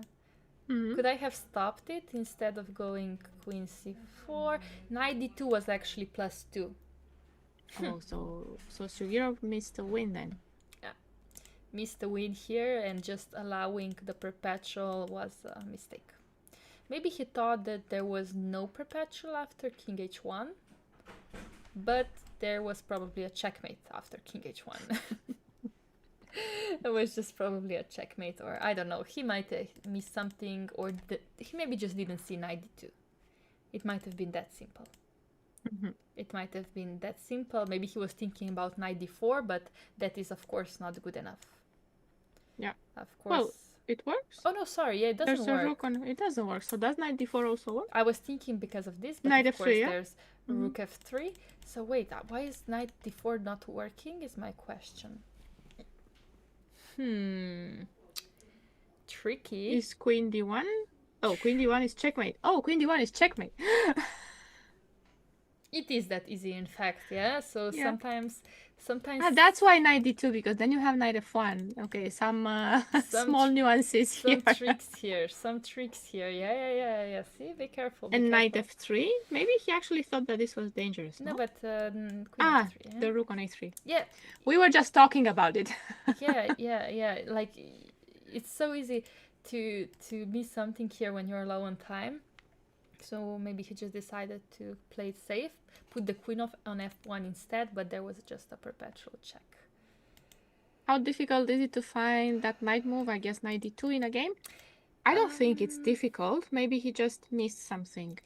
I'm sure, yeah. I think that, I think he just wanted to put maybe the queen on f1, but he didn't consider putting a knight here. I don't know. It depends how under stress you feel, how under pressure you feel, or how afraid you feel for your king here. Because here the only threat black has is queen d1. Yes. And you just have to know how to respond to it. So. Okay, he only had 3 minutes left, I think, on this. At this moment on the clock. Yeah. And he didn't have enough time. He didn't want to risk it, maybe. Who knows? Maybe here he was worried about rook d5, actually. But I don't know, rook c7, I don't think there's much to worry about, right? I don't know. It's just visually unpleasant. Yeah. Sometimes it looks scary, but it's not. Yeah. It happens a lot. And also board number 4 has finished in a draw. Let's see what was the live position at the end of the day. Also some sort of repetition there. Yeah, also 0-0. Yeah, seems to be like some rook endgame that ended in a draw. I will trust their judgment that this was actually a drawn endgame. So let's make it looks more drawn than anything else, yeah? Yeah, than anything else we have seen. That's correct. Yeah, it looks like if we count the pawns, it's same pawns, and yeah, I think both players. What about the other boards that are still in play? Which one? Kaskalaev on board 3, for example. Let's just go to the live position here. What is happening here? Up for black. Am I counting this? No. Equality. There's equality. I was wondering what if I go knight f4 here, actually, threatening some pawn on e6. But maybe just d4. Yeah, maybe just d4 here would be very strong, so that's why rook g3 on the board. Looks like also something that could be a potential draw. But with knights on the board, you never know, Some and also some weaknesses, I was going to say. Yeah, the pawn on e5, you have to defend it. Absolutely, yes, absolutely. Deviation probably 0-0. Would you bet? Probably. Yeah, okay. 0.2 for white, but that's basically... Oh, really? Even a little bit in white's favor. Yeah. I would have thought that maybe... Maybe black has less space, that's why king cannot really enter anyhow. I think, you know what I think we're going to see? I think we're going to see king g8 back. You think? Yes, because then we threaten rook f5. So we're going to have a repetition right away. I think so. Okay. That's my bet. Here we go. I bet on it. Also, board number 5. Let's see what is happening there. Live position. Just bishop e3 just played. Something crazy going on here. Why is the pawn on g3? Why is black missing a piece? And why is black missing a piece? Whoa, where did the piece disappear? Around here, let's see. What happened? Oh. Whoa. No way to defend the knight. Whoa. So was this a blunder or just bad play from black? Looks like a piece is a piece, right? It is. Are there any pawns for it? Maybe. And again, look at Two this pawns, bishop. no? Look at this bishop. So sad. Doing. At least it can go to b8 and hope for a future. Yeah, I can hope. Yeah, a girl can dream, yeah? A girl can dream. I would assume again Cipido would win this game. I think long term this bishop is really out of the game. Even if you go to b8, where are you going, you know? Maybe okay, you can No. take a 6, but Just out. Just going out. yeah, I think I will maybe even play a 4 at some point. If not even now, this is maybe the moment. I don't even need to take this one. I can do it whenever I want. I play the a kind 4. of pawn that defends the king. Huh? Yes. Your own king. Absolutely. Yeah, this is actually protecting me from any attacks. So I think that I like white's position very much. Board number 7, also something's happening here. 2 pieces. I think this should be enough for a win. And that passed pawn on c4. Very dangerous. Okay, white is trying to get another passed pawn because the d pawn is blocked. But it's not going very far. For example, if we take on g5, f6, king f7, it's not going anywhere, right? Like that? Yeah, I'm trying to... He did like takes g5. Oh, he took on g5, yeah. I'm also curious how far this is going, but I don't think it's going far either. I was trying to complicate my life by not taking, but maybe playing something like rook e3 just to block any attacks, but no need, yeah. When the pawn is free, you take it. It's as simple. Oh, wait, he went to g6. He went to g6. Again, this is not a threat. Yeah, rook is hanging. The rook will have to be moved. Where's the rook going? Oh, that's a good point. I didn't think that the rook would be trapped. I didn't even look where the rook would be going. But then he loses the f6 pawn, no? Yeah, absolutely, yeah. Yeah, I think so. I think this is, again, soon to be resigned, and Bocciaro will beat Rohit with black pieces. It's always nice to win black pieces. We haven't followed this game, but we have followed game on board 8, Vangha here. Let's see how he will try to transpose this into a win. Look, we had actually exactly what we had on the board. So knight we have c5. The end game? Yeah, let's see it. So c3 was on the board. So apparently... What was good here? It was... Wait. What was good? Rook b8, no? No, wait, let's... what was good was rook d5. Rook d5. And then rook d5, f8. yes. Yeah.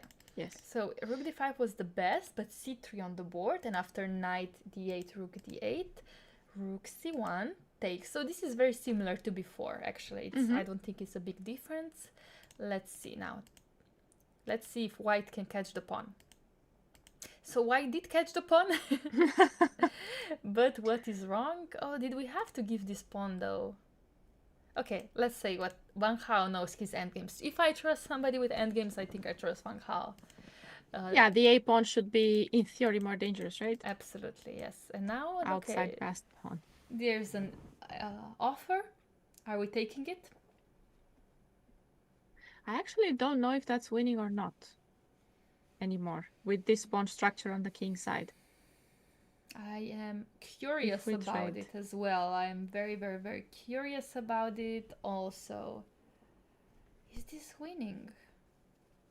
But what if black pushes the a pawn? Yeah, yes, exactly. Because in case now takes, this is also a passer. And this should be enough, right? Yeah. Yes, it should, I think. King e6 and you bring the king, I guess. Yeah, I think I can bring the king, or I can play d5 probably. F4.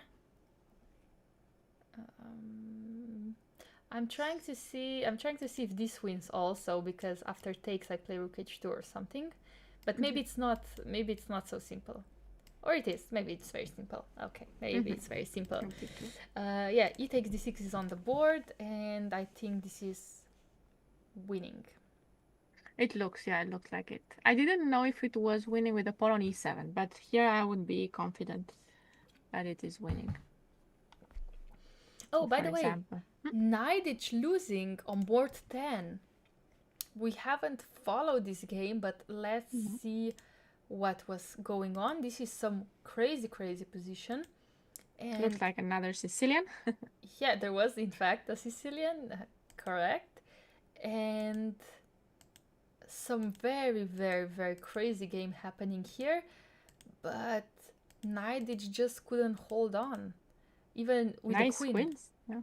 Even with the queen, there's this rook d8, huge threat here. What if I go? Really nice, no? Yeah, very nice. What if I go queen c7? How am I winning?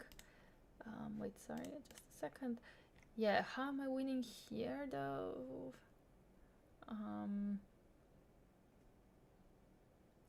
Do you think I could go rook g2, rook d2? Or is that too slow? Maybe just this, yeah? I'm looking at that, yes, and king f8 and rook f7. Yeah, and rook f7 takes. And I'm looking at this, Ah, we have also rook d5 here to pick up another pawn. Yeah, I think there are many smooth ways to win this, but knight is just said, I'm not gonna go for any of those, I give up. And he lost this game. And it was just a bad day. Bad day, but also he's not doing well in the tournament.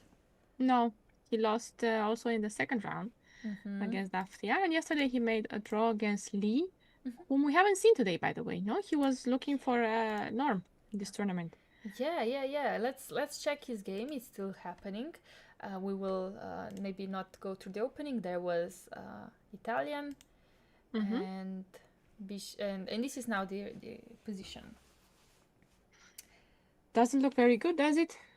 This What do you definitely think? doesn't look good for white, not only because of this pawn structure, but look at this king activity. Sometimes in the endgame you can have bad pawn structure, but your king needs to be active, and also your rook. And this rook is passive, and this king is passive. So I think if somebody's playing for a win here, it's black. Yeah, and the pawn on b4, we will try to win it. I was wondering if he would want to go king c4 or not. Yeah. Because maybe rook c1 gives So this is something that we are looking at.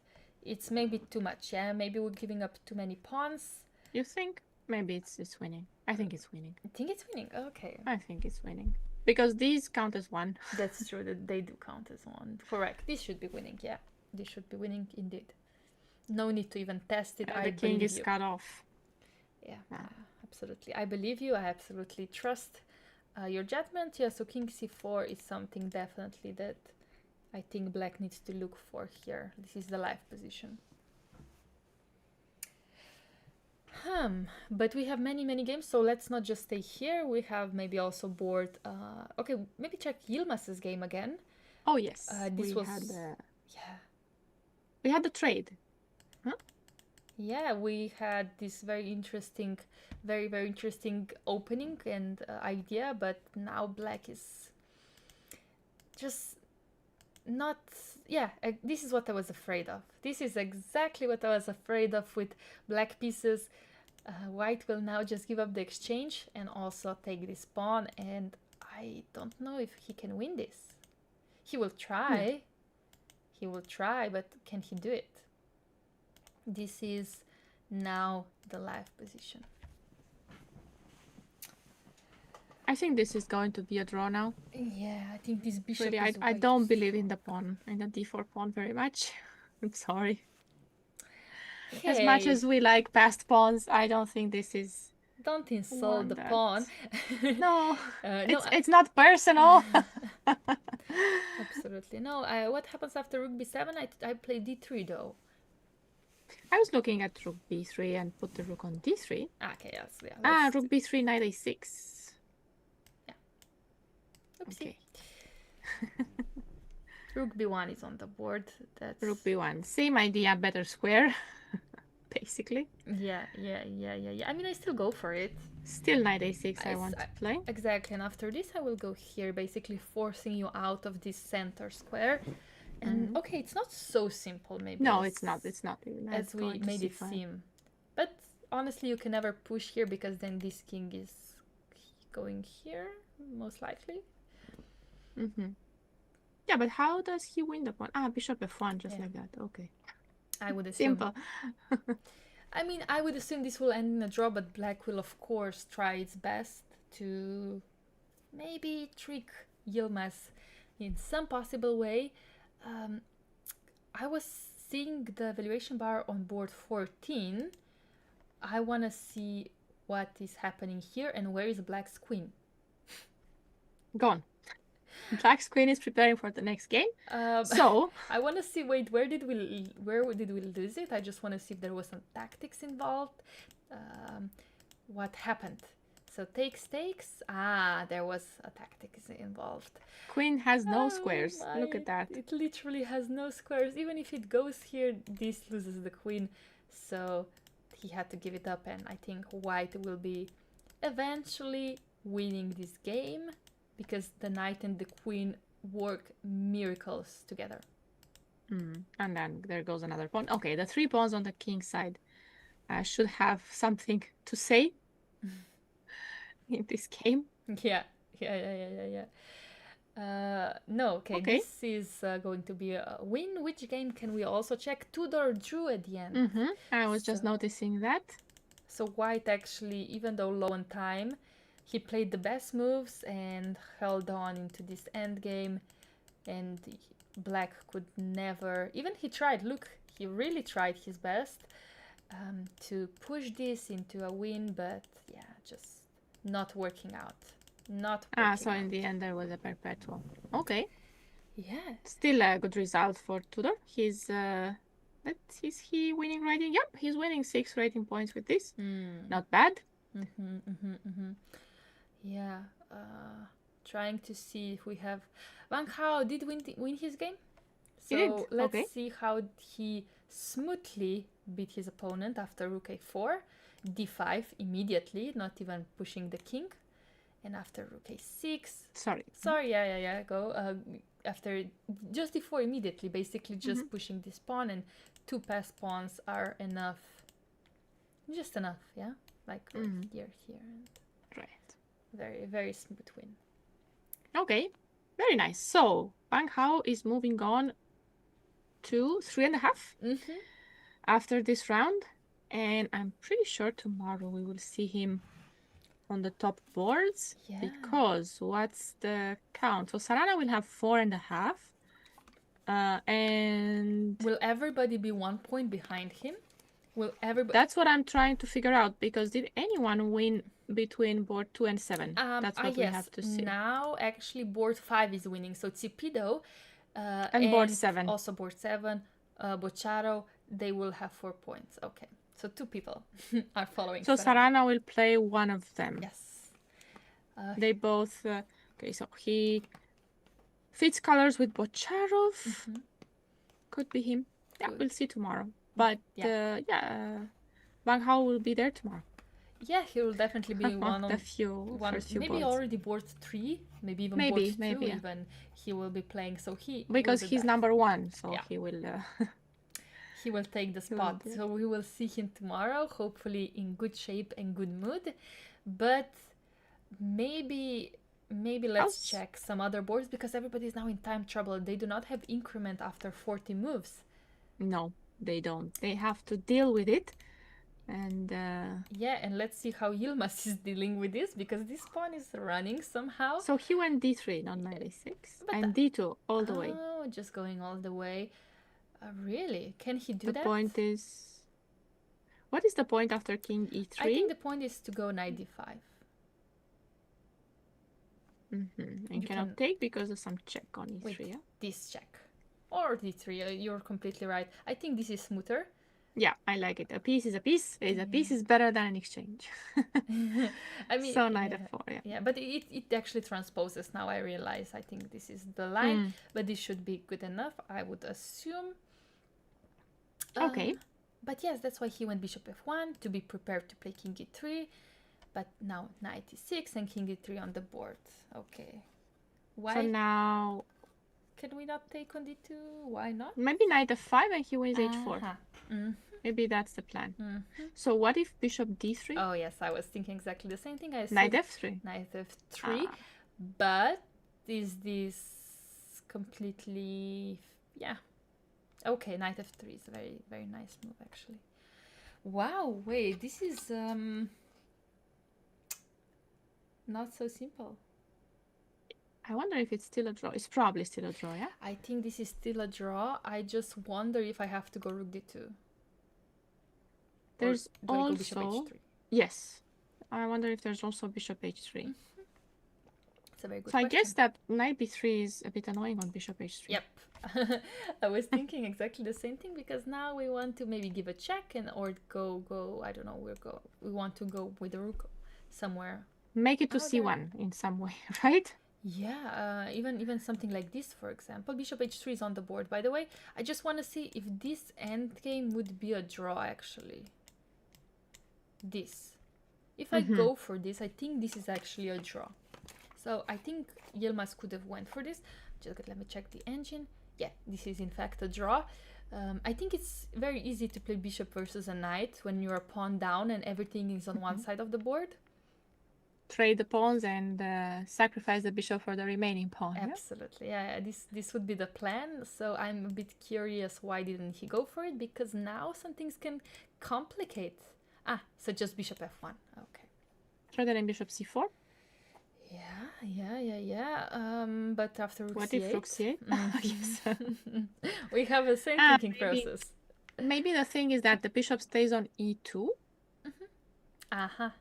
And it's not... So after this, for example, you would just go, I don't know, king f2 or something. Yeah. But you would not be afraid of me pushing my queen further? King to f5? I don't know, yeah. I don't think it... Or it shouldn't make it very far, at least. Yeah, I mean, I could probably even play here, go here myself, I guess. But we've been commentating for 4 hours, so we are making some mistakes. Maybe we're just not seeing some good moves here, but I'm just trying to say that, okay, there's some tricks here in the position. Maybe it's not so simple. At least the endgame that you were going for before with bishop versus knight felt easier to hold in practice. Yeah, that's what I was. Yeah, this was what I was trying to point out. Yeah, maybe wait. Maybe I start. Can I start with this move? And king f2. You want the king a bit further, yeah? Yes, and this is actually on the board. Okay, it is on the board. Maybe I can go here though. Can I? Can I? And rook e1, bishop e2. Can I do this? Knight c1. Maybe king c2 actually. Even that. I have no clue. I don't know. No, that if king c2 works, it looks like it's winning the pawn. There's a check. Oh wait, it's a check. I take. And then there's a check. And then you win another pawn. Ooh, another pawn. No. Don't do this. Don't do this. No. Do not do this for sure. Yeah, maybe I have to go to f2. And now rook c8 was your point, yes? Or I think so, yeah. King f2. He went king f2. Yeah. So I go here. Yeah. Bishop e2, I would assume. Yeah. We will see. I was thinking c1 this is... And king e3. I think this is what we're going to see here. I think this is still a draw, but yeah, we will keep you posted. Definitely, we will come back here. I just want to see what is happening on board 12, just to see the live position. Oh, see, we again have knight versus bishop, but this time pawn down for the knight. Okay, wait, there are 2 passed pawns, so maybe it's not so... This is now harder. Yeah, this is now much harder to hold, but apparently still 0-0 by the valuation. Should be a draw, I'm guessing as well. Yes, I was thinking about king d3 and get the pawn on b5. Where is Aktobe, Laura? It's open, being taken place in Kazakhstan. Very, very advancing chess country for sure. I think they have a lot of good chess academies there for everybody. And I mean, as a team, they're improving. Definitely some team I do not want to play in the Olympiad. So very, very strong country for chess. And they are organizing a series of tournaments, if I think, yeah? Yeah, absolutely. And this is one of them. I would dare to say one of the strongest tournaments being played, if not now, I mean, even in the year. Yeah, f5, okay. I think we... King c3? How about king c3? Yeah, king c3, f4. Ah, and I don't have time to also win the pawn, because here you go f3. Yeah, and you're forcing me to go back, and now I think Bishop I can d7. defend it, yeah. Oh, no, I win the pawn. No, you don't. Yeah. How do you win it? Oh, yeah, you do win it, yeah. Correct. Phew! At least I got that, yeah? Yeah. I got the pawn, that's You got lucky. the pawn. So yeah, he went d5. This is the other move that I was thinking about. Just push it, yeah? Now you're forced to go king f6. Yeah. But still, I push it, right? Wait, this is not so simple. Maybe I have to go on f7, actually. To go king e8 on d6? Yeah. I think so. But now I can just play king d4, right? And I go here. And I just jump with my knight around. Up and down. And yeah, that's why f4 is on the board. And after d6, what is the plan? I don't know. Maybe first check, and after king d4, now king f6. Maybe this is the plan. But I still go here. This and this. I think we're gonna see a draw very soon here, in my opinion. d6 played. So let's wait for black to play a move. I think black will not think for much longer. d7 is a big threat. He might play b4 just to have some fun, but it should not be enough to win this game. What else do we have? Yes. Okay, something on board 14. Wait, we lost this game. Can we see just how, very briefly, just to see how quickly he lost it also? The king goes like that, so not even allowing the rook to get active. Yeah, just not allowing. Oh, poor. That was very mean. that is so mean. Yeah, and now just going here. And he now is giving this pawn, but after king b6, these two pawns are just unstoppable. If one was unstoppable before, imagine two. Imagine two, exactly. King is now absolutely protected. Yeah, so maybe quickly jump on board 14. Oh no, actually, it's still playing. Maybe do not need to see much of this board because, okay, come on. If this is not a win, then what is? Okay, he's trying. Get another queen. He is trying. Let's see what is happening right now. This is the live position. Oh my god, we have another queen. We do have another queen. Yeah, but now we can just take here. I think we can even exchange the queens whenever we want. I was thinking queen c4, just okay, let me not have so many queens on the board. Yes. Queen c4. I like queen c4, queen takes c4, and then queen a5. Aha. Get another pawn. Aha, absolutely, yes. Just like I mean, okay, even like that. But I could have taken on a5 or not? Where? In between move here? Oh, here. Yeah, you could have taken, of course. Like of course you could have taken it, of course. And knight b6 doesn't do anything. So, yes. He took on a5. Okay. Just like that, he doesn't want to trade queens. He just wants to win the rook, yeah? I think so. Yeah, no, I think, okay, we don't need to stay here for long enough. He can still trade queens. Okay, let's see. I think. Or what other games? Yeah. Which game do you want to check now? What do we have left? So we have board 11. Oh, I see the bar going way in black's favor. Can we see what happened in Yilmaz game? Okay. So wait, so f4 happened here, followed by king f8, bishop g2, rook c5. Okay, what is the approach? Let's see. Bring the king like you suggested. Yeah. And now see what what white wants to do to defend. So how are we going to win? Bring the king all the way to d4, take on d1 and play king e3, no? Is that it?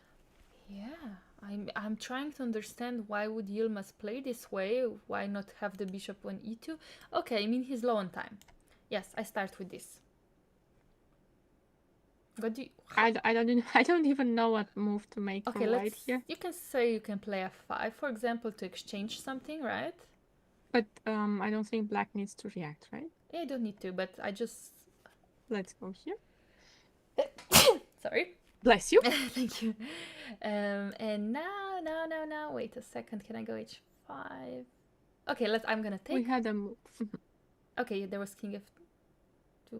I don't know it. I think I'm going to take with the h1, no? Yeah, you can do it. You can do it. So I don't give you a passed pawn in the future. Yeah, correct. Yeah, okay, so let's see what was on the live board. Rook c3 was actually played. So he's going to take... rook h3. Oh, nice. Pawns. And that's why king f2 is on the board. Is this so incredibly winning? I don't think so. Bishop c2, right? Because now this allows bishop c2.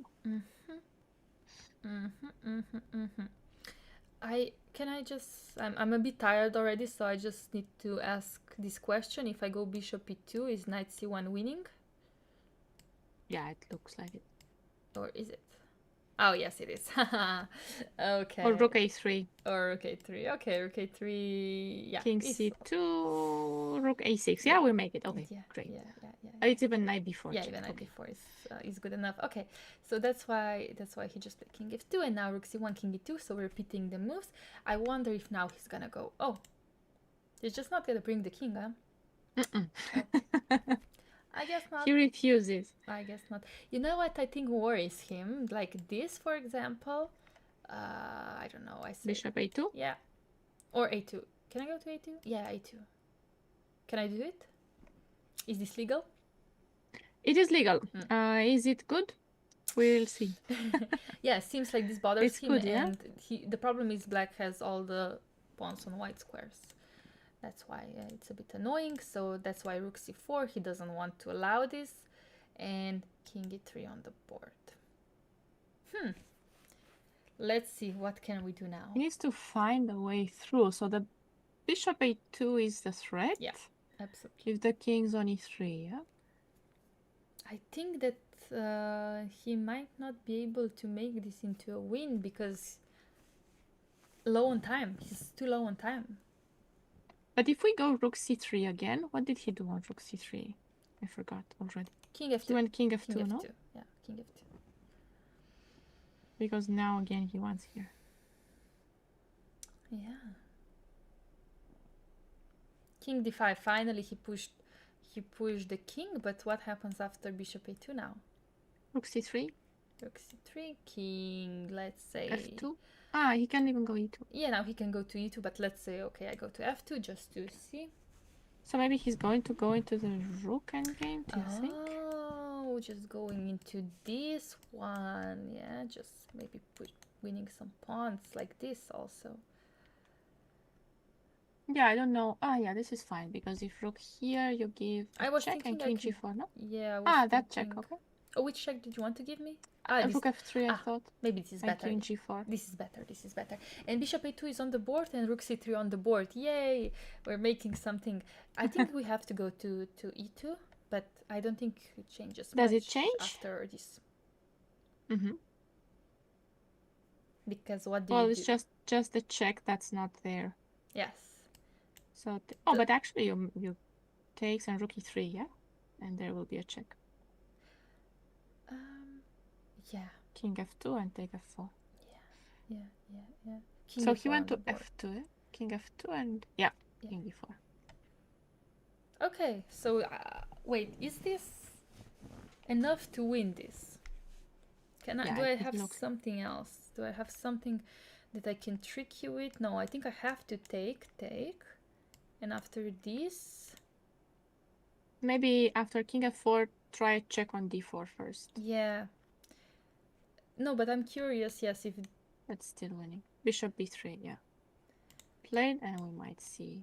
This, and this, right? And this... and rook h3. But if I start checking you, is this winning actually? I'm not sure about it. No, I think it's winning. What about king f5? King rook f6. I should win both pawns. Oh, right? you're winning both pawns. Yeah, sorry. You're winning both pawns. Yeah, this should be... You have some theoretical draws with h and g pawns, yeah? Mm-hmm. Could be... Okay, so rook h3 was played. Yeah, let's see. Ah, he went to h3. Okay. And for some reason... That's so nice, because after this you want to take on h4. And because this pawn endgame is winning, but I don't know what he will do on bishop rook e7. Ah, no, he will just play like this. Yeah? Take everything. Just play like this. Okay, we assume that Amailal will win this. But I'm just very curious because I thought the bar was for a second Equal. Absolutely. So... Oh, in fact, this is a draw. Wait. But how? Because the line that you showed was... Let me just see. Let me just see if there was any mistake. Now this is all good. This is all good. This is rook d7, for example, taking on h4, right? King g3. King g3. Yeah, okay. we missed this. Okay, wait, but what if I took here first? What was the issue? This. Ah, and just apparently king g2 holds everything. Okay, yeah, I'm not getting in. So this endgame is drawn. Yeah. Even if I go for this, it's a draw.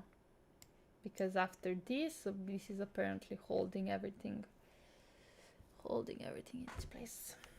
Yeah. White takes both pawns in this case, f and h. Yeah. So how was the win, Laura? I don't think there was a win, actually. Let me see. So, here. This is all good. This is all good. Okay, this is fine. Let's see where the engine says no, no. Here. Here. When bishop went to d3, this was apparently a huge mistake due to rook c1, bishop b1, and here you have to, and I'm saying you really have to go king c5. And on bishop a2, we thought, yeah, knight d4. Yes. Takes. Oh, and take. Boom. Oh, we totally missed this. Yeah. And maybe it's what he missed as well. I think he missed this as well. Also, let's see what happened later. There were, here again, you have to go for this. Again, have to go king c5. This is now again a draw. Yeah, this is now a draw. Yeah. Okay. So king c5 was very, very necessary because of tactical issues. Okay. And okay, he's going to try. You know, he won this pawn. He's threatening to take this pawn. Yilmaz still needs to fight this out. Actually, it's not so obvious. For sure. I'm guessing rook g3 is the answer here. Yeah. King g3. I'm sorry. King g3 is indeed the drawing move. Beside many others, I think also you could play. I don't know. You could maybe give a check even. Yeah, maybe you could start with giving a check. Because in case you go back, I just take both pawns, which is draw, and when you move, then I go here, for example. Yeah, king d5 is on the board, and I think they will draw this game. So wow, Yilmaz holding on. Yilmaz. Yeah. And also yesterday, if you remember, he was fighting in this queen endgame with a piece down, and managed to hold it to a draw. So very, very experienced player. Very experienced player in all types of positions, also when he's worse. Yes, and very resourceful how he fought it out there. Well, he still needs to hold this, but I don't think that's going to be an issue for him. Yeah. He's strong enough. Yeah, absolutely. I think he knows what he's doing. So I want to move on to the boards that are still being played. So this is board number 16. We haven't checked it, but I just want to see the live position. Wow, these pawns have advanced very, very much. I think, What is going on? Yeah, what is going on here? Black should be winning, yes? I think so. I mean, look, if we bring this knight into the game, I think that it's gonna be very, very hard for white to stop me. So we want knight d5 and then we want a3. Well, actually, don't we want a3 already? Not yet, because knight b3, a2, rook a1. Okay, just in time. So Grabarin in chat suggested just sack the knight and sack the rook and lose with black pieces. Yeah, that can happen sometimes, but let's hope not to Danishvar, because yes, like you said, after check, we're going to d2. I guess so, to cover c3. Absolutely. How can we push this? How can we push this? Maybe just knight f4. I'm trying to see as well. To get b2 in, yeah? Yeah, how to get to b2. That's a very good yeah, and knight d3. Okay, some work to be done, but rook g5. You went for rook g5. Okay, good enough. I mean, going from this side, checking. This should be enough to win, because even if the engine will say, oh, this is 0-0, I'm sorry, but this is too difficult to hold. I think so g4? Yeah, what's the point? I guess that he actually wants black to take this, so in case of some extreme cases, we have an open file here. Maybe this is the plan. Why can I not just take maybe some check? Maybe rook b4. Sorry, which one? Maybe rook b4? No, rook b4 runs into knight d5 right away. Ah, he did give a check. Knight d5. Check. Yeah. So maybe some sort of perpetual ideas. Knight d7. Knight d7. Huh? Knight d7, king g5. Knight d6 is on the board, okay. Knight d6. Knight d6 is on the board. And, yeah. So we don't have rook g2, I guess, is the point. And we don't have a3 because he takes and takes. I guess. I would guess so as well. Yeah, okay. So what if bishop e6? Yeah, bishop e6 looks very healthy, like an extremely healthy move. I have no idea what white will respond to it. Simple. Just move your bishop. And he, exactly, he played it. Yeah. White wants to take it, just not give him the chance. And I just want to say, actually, beside Yilmaz's game, that is a drawn rook end game, this is our last game being played. So all other games have actually finished, and there were a lot of interesting results, for sure. But let's stay here. Yeah. Except if you maybe want to check some specific games. So yeah, Yilmaz is still playing, right? That's these are the last two. Yeah. Right. So bishop e6. How will white react to this? I'm guessing I want to play a3, just like that. Yeah, I mean, it would be amazing if white allowed you to do it. What's the point? I don't get it. I just will play this. I'm sorry. I'm sorry, but I do not get it. What are you saying? After this, I will just go to g7. I'm not even going to g5. There are no other checks. Really? I don't see them. So is there anything else that he has? I don't think so. Honestly, I think white knows he's completely lost, and maybe he's You think just makes some moves? Yeah, I think he's just making some moves. I don't see a trick, do you?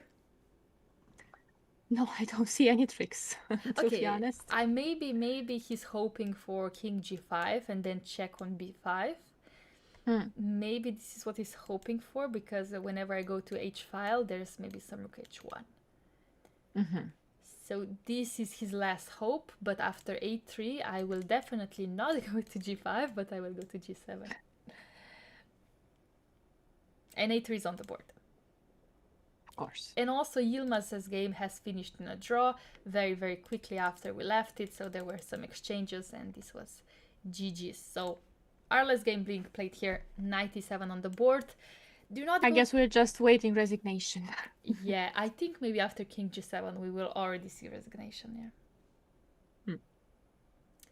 Let's just wait a few moments if white will maybe push for something more, maybe go rook d8. I don't know if it does anything. But still doesn't. Knight c6?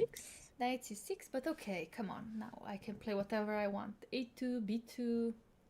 Maybe the idea is that you're not really pushing the pawns. You're not getting a queen just yet, yeah? So if a2, maybe he wants to play knight. How can he attack b3? Knight d4? Knight d4, yes. Knight d4, for example. Okay, but I will go b2, though. And if takes?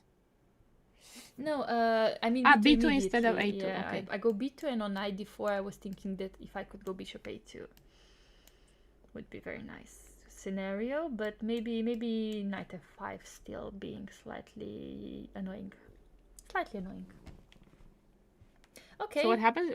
Why is it annoying? Or what happens on the rook b5 idea, no? Yes, exactly. I'm going to b5 if possible. I don't know what the variation is of this, but I don't want to risk it, you know? I don't want to risk anything. And that's why knight c6, first check, king f4. Oh, this looks like almost checkmate. Very close to it. Maybe he wants to play that. Does he want to play that? Yeah, I think so. I think we're going here. Basically, I think white will now go here. And b2? b2. But now what? Now how are we doing this? We have many options. Maybe even just rook g2, honestly. Q and king e5. Yeah, king not e5. e4. Okay. Yeah. But we could do the same. Yeah. b2, no? I think so. Let's just wait for black to figure this out. I understand that white is still playing for some tricks, but honestly, I don't believe in them. Maybe he's trying, no? Some knight e7 and rook g8, but that's not even perpetual there. Yeah, I was thinking, for example, if I go b2, let's say, okay, you could maybe think about it, but I'm also thinking about this right now. Because in case of this, let's say I will take, and now maybe I will check you here. So now this is... You're saying that you're winning the rook on g2. Yeah, I'm almost saying Oh, this. but yeah. I'm almost saying that, but... a2 still is... rook g2, a2. Yeah, this is still lost. I think. Yeah, I think so. I think should be lost. But still, like, why complicate when you don't need to? So rook g5, gaining some time back. And now again, thinking, how are we improving? Are we playing against each other? Not really. We are following Aktobe Open, and well, you could say that we are playing against each other when we are analyzing, but we are playing other people's games. Yes, these are not our pieces, but actually, as you can see, International Master versus Grandmaster. This is Aktobe Open, one of the strongest opens in the world, and maybe the strongest one in Kazakhstan right now. Yeah, I think so. Yes, so this is in fact very, very interesting, and this is the last game being played here. Yeah, we think that black is winning, but we still haven't found out how. We think that, okay, so he found out. He played bishop f5, and now in b2. I think b2, yeah. Yeah, b1 is a big threat. Okay, knight e7 though. How are we responding to this? Not with b1, I guess. Why not? I mean, bishop h7. Just go way back and save the bishop. Gorgeous. Yes. Why complicate it? So knight d4 on the board, but again, I think bishop Same, h7. Yeah. Bishop h7. Still fighting. Well, white is really trying, but I assume not for much longer. Yeah. I'm trying to see if any knight e6. First, everything's so well protected. I don't think something like this would ever work. So we would get the exchange back with b1. Or what do you think? No, I think I don't want that. I think I want to have more than an exchange. I thought so too. I think my next move, if possible, would still be rook g2 and then followed To by go a2. a2. I'm trying to see what happens after rook a8 now. Because now if I lose this one, okay, then we could have some more fun. Just trying to see what can I do here. I could give you a check though, but King f2. Yeah, king f2. And now I go and here. rook d3. Yeah. And Okay. if I play knight f3, then I can queen, right? And then I'm just a piece up. That should be absolutely enough. Okay. So king d2 is on the board instead, and now let's see how can we win this. How can we win this? I think I still give you a check. King c3, I assume is the plan. On rook g2, king c3. I guess. Oh, sorry, knight f4 is on played... the board. Okay. I liked rook g2 too much. Because, okay, I still like rook g2 very much, and here maybe I can still go either knight f6 or knight f4. Or knight f6 I like. Yeah, knight f6 is very nice. Okay, but he went knight f4. The thing is, these players are low on time and they're very tired. They had the whole game behind them. This is move 78. And they do not play their best chess anymore. They do make some mistakes as well. Yeah, maybe some inaccuracies, but I think Black should be winning here anyways, rook g2. What do you think? Yeah, I want to go rook g2. Come on, just go. Push it. Doesn't that trade a pair of rooks now?